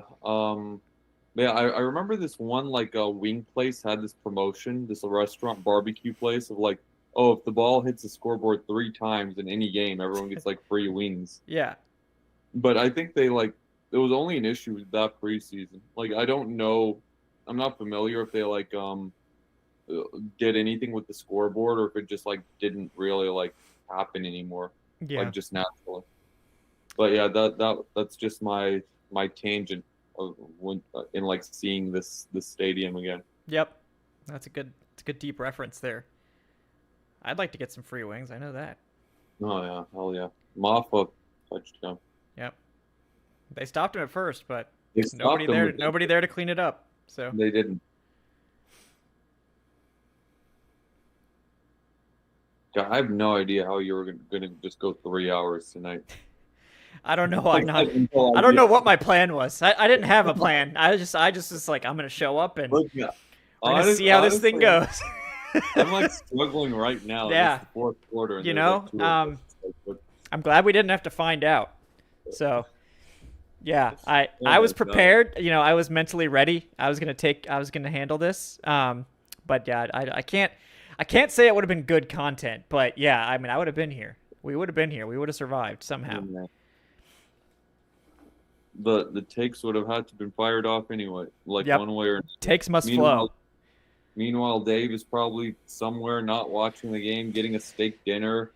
Dave's just relaxing. He was like, nah, I'm checking out. Dave actually had the best plan, which is I always take vacation like the week in between preseason week 3 and like week 1 for Dragon Con.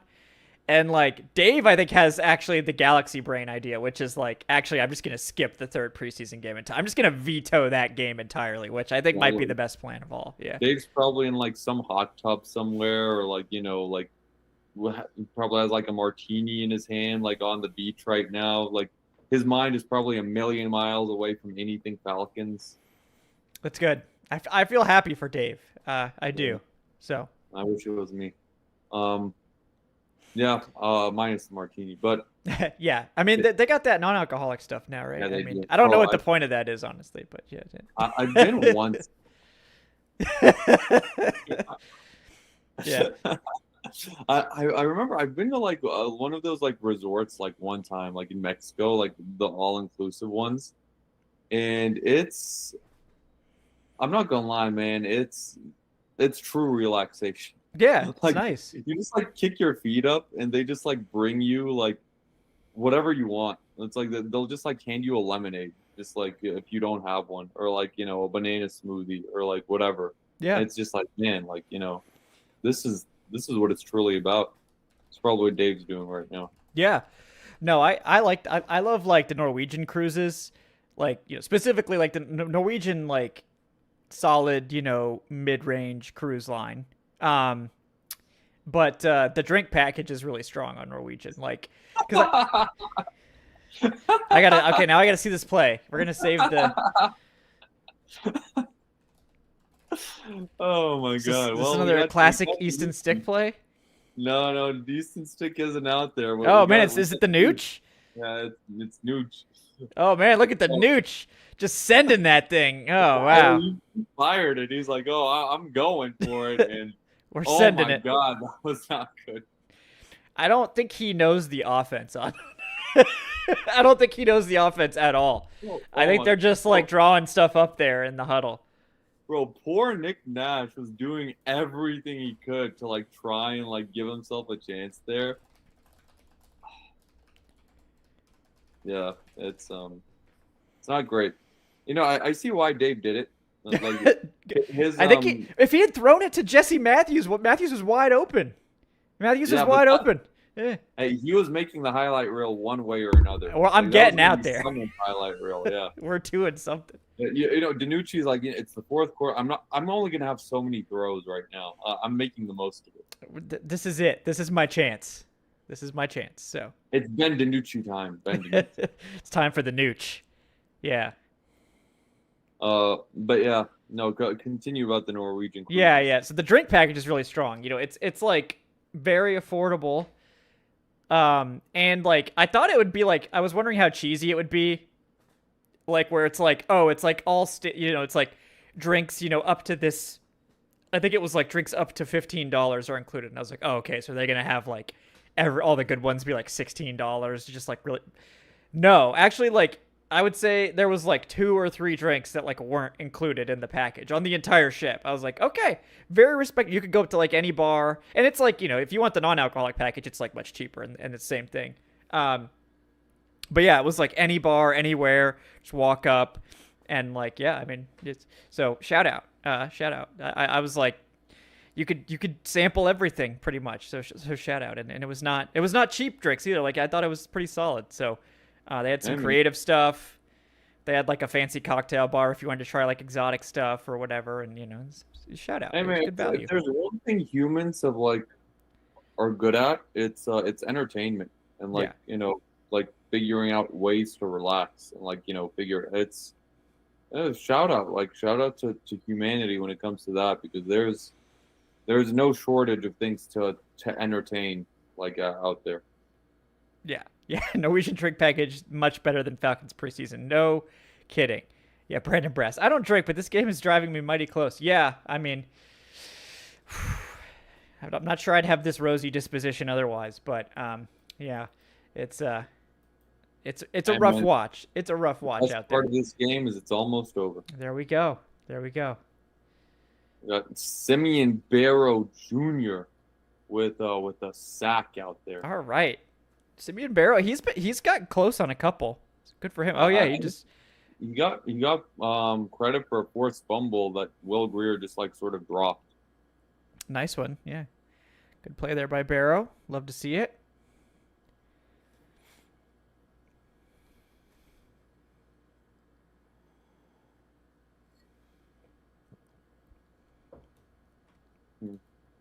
Don't blame everyone for tapping out that's leaving. I know a lot of people are like, okay, well, it's been fun, guys. Thank you. Oh, man. And maybe... Thanks for sticking around this long, folks. Yeah. I honestly can't believe there's still 100 of y'all here. Yeah. Shout out to you guys, the true sickos. Just completionists, really. It's like we just got to see the end of this one. So. Yeah, honestly, at this point, it's like you might as well. Yeah. Gotta see this thing through. So you know what my favorite part is right now? The Cowboys are using up the entire play clock. I love that. I think we can all get behind that strategy. So well done. Well yeah, done. like they stopped that last one with the clock at 0. Mm-hmm. They're taking this one down all the way. Like this is the best thing the Cowboys have done in 20 years. They've handled this game far better than they've handled the Micah Parsons contract situation. That's for sure. I still like Kobe Bryant, for the record, guys. He's I would say both of those plays, he has absolutely been providing very tight coverage. It just wasn't, effective. But he was there. I mean, he didn't get beat necessarily. He just on one he just grabbed the shit out of him, and the other one he got turned around for no good reason. I'm not really sure why. Yeah, one of my fantasy teams in the Falcaholic leagues can be the Norwegian drink package. That's a good one. It's very strong, so that makes sense. 4 minutes 30 seconds to go, guys. Yeah, but we'll wrap this one up soon, hopefully. But yeah, like and subscribe if you're still here. We appreciate you. We'll obviously be back for the regular season. We'll be back for everything. I'll try to get a roster projection out before Tuesday. And then we'll be on to week 1 prep after that. Hopefully we'll get an update on Caleb McGarry soon. Live shows on Wednesdays at 8 p.m. in case you're new here.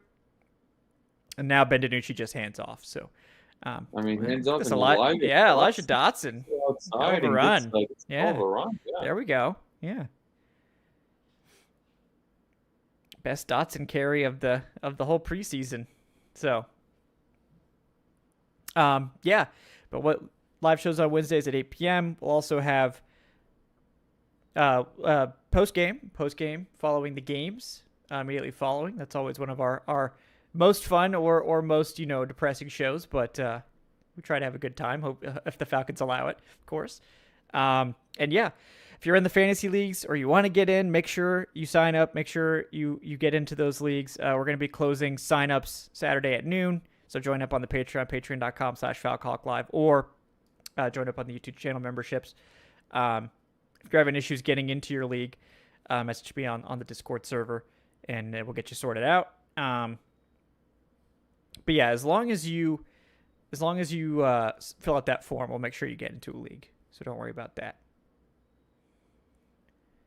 All right. I think are they just gonna run this? Just gonna run the ball out, or are they gonna?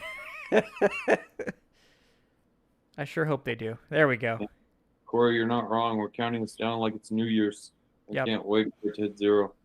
But hey, the Falcons. Hey, the run game now. Maybe they should have just done this all. I think they're realizing maybe Ben DiNucci doesn't know the offense. We should probably just call time.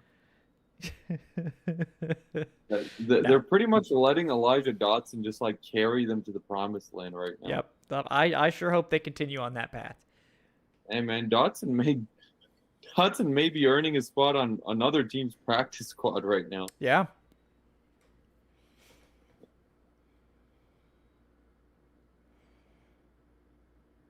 And now they kick him out. Anything, right? Yeah.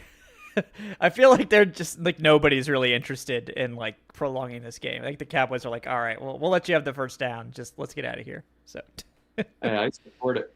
Yeah, for sure. I definitely support it. Okay. Oh man. Hey man, the Falcons are gonna get out of here with some feel good vibes, hopefully with a touchdown on this drive. Hey, let's do it. Finish strong. Looks like it's gonna be Corbin at running back now. Yeah, and very nice run.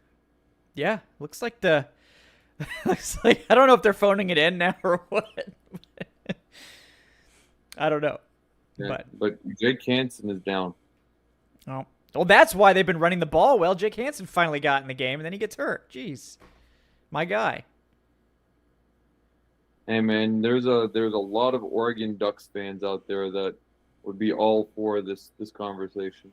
Yep. So there was a surprising amount of them in my mentions just asking me what Brandon Dorlus has been up to, all camp.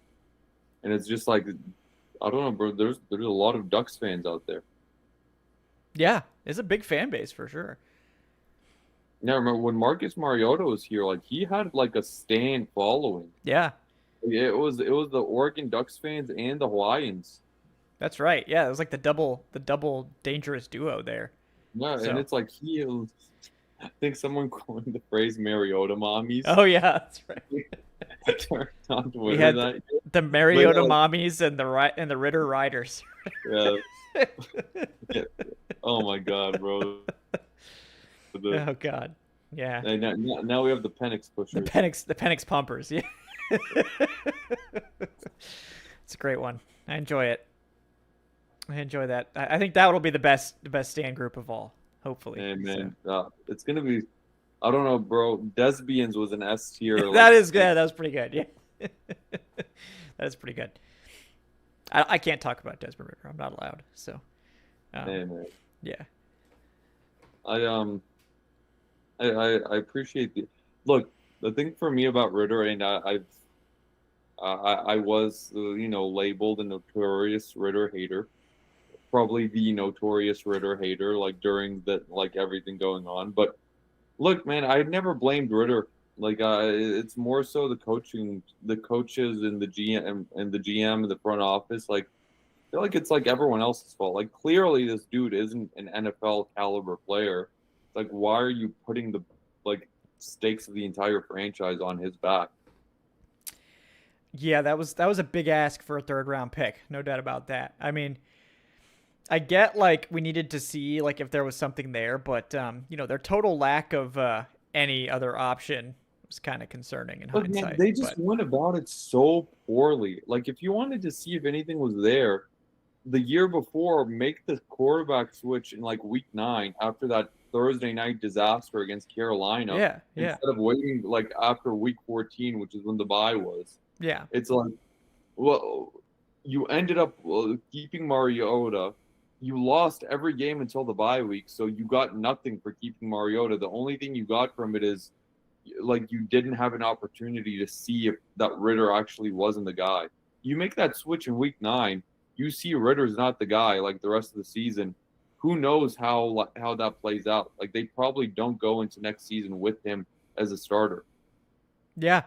I agree. I think they obviously handled it poorly. I think that was Arthur Smith's biggest failing was that he didn't prioritize quarterback, which is like, what? Like, how is that your mistake? Like, in in this economy, like Yeah, you're not gonna. 2023. Like this wasn't 2003, and it's like okay, like maybe it's like what?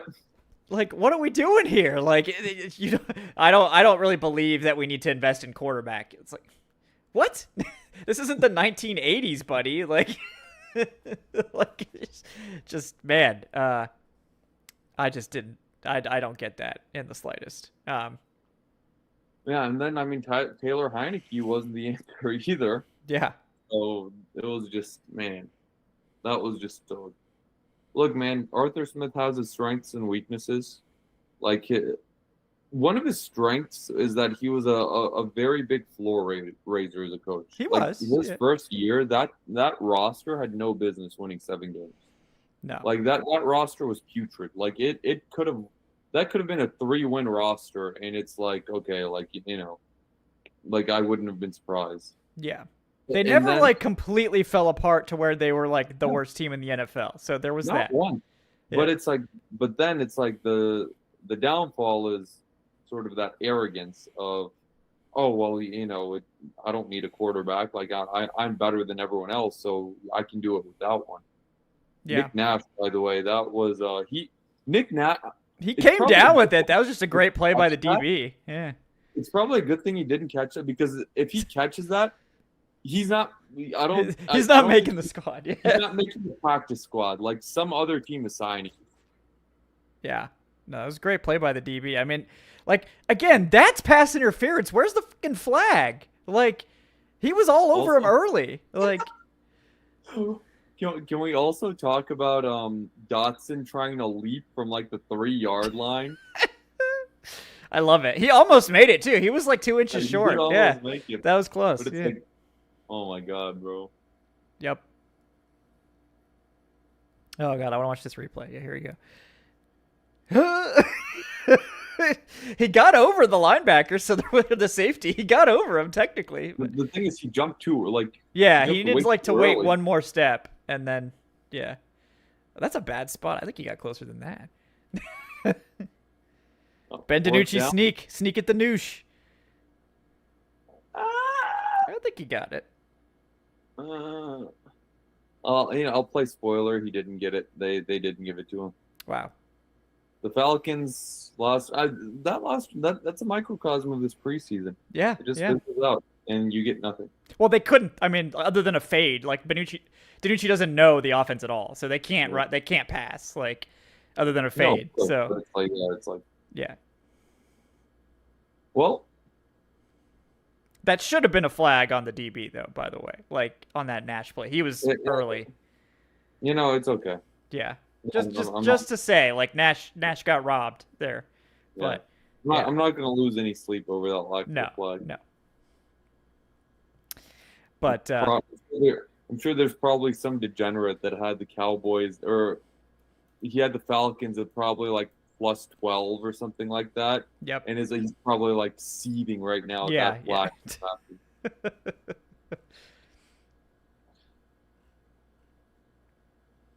That No, thank God that's the last play. Oh God, thank you. Oh, we did it. We made it, Adnan. We made it through the preseason. Oh, It's thank been a God. long one. Bro, this preseason has felt like it's been 3 years long.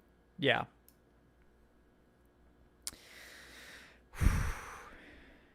Yes, it has. It really has. It's been 3 weeks long, and even that feels like too much. But uh, the good news, folks, is that it's over, and we're just what 2 weeks and 2 days from We week are. one.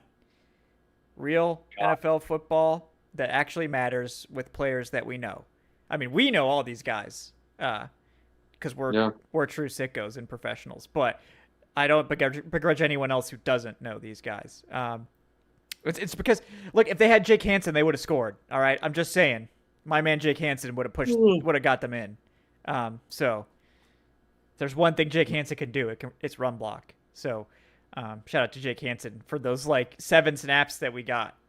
I liked what we saw, but we'll obviously have to see if there's any update on Caleb McGarry. That's a big one. We'll see if there's anything else going on, guys. But we'll keep you posted here on the Falcaholic Live. Check out thefalcaholic.com as well for all that great written content, all those updates. Adnan's at Say Which Way. You can follow me at Falcaholic Kevin to get those X updates, stuff as it comes in. We'll be back next week for 53-man roster talk. A final roster projection will be coming your way. We did it, you guys. Thank you, Vlad. We did it. Yeah. Thanks, everyone, for hanging out with us. Like, subscribe, all that good stuff. Sign up for the Patreon, patreon.com/Falcaholic YouTube channel memberships. Make sure you sign up for the fantasy leagues if you want in. Last night, this is the last night to get in, so please do it if you want to. And yeah, if you have any issues with that, send me a message on Discord. Yeah, guys, it's been a real one. And anything else you wanna let fly? Final preseason takes, Adnan? Thank God it's over. It's the best take of all. I think we're all happy about that one. All right, guys. Thanks so much for hanging out with us here tonight. Preseason is over. Regular season looms in the distance like a black foreboding storm cloud. But maybe on the other side, there's a ray of sunshine too. Maybe a hope and a chance for this team. So we'll see you guys then. Can't wait. Until next time, guys. Have a great night. Thanks for hanging out with us.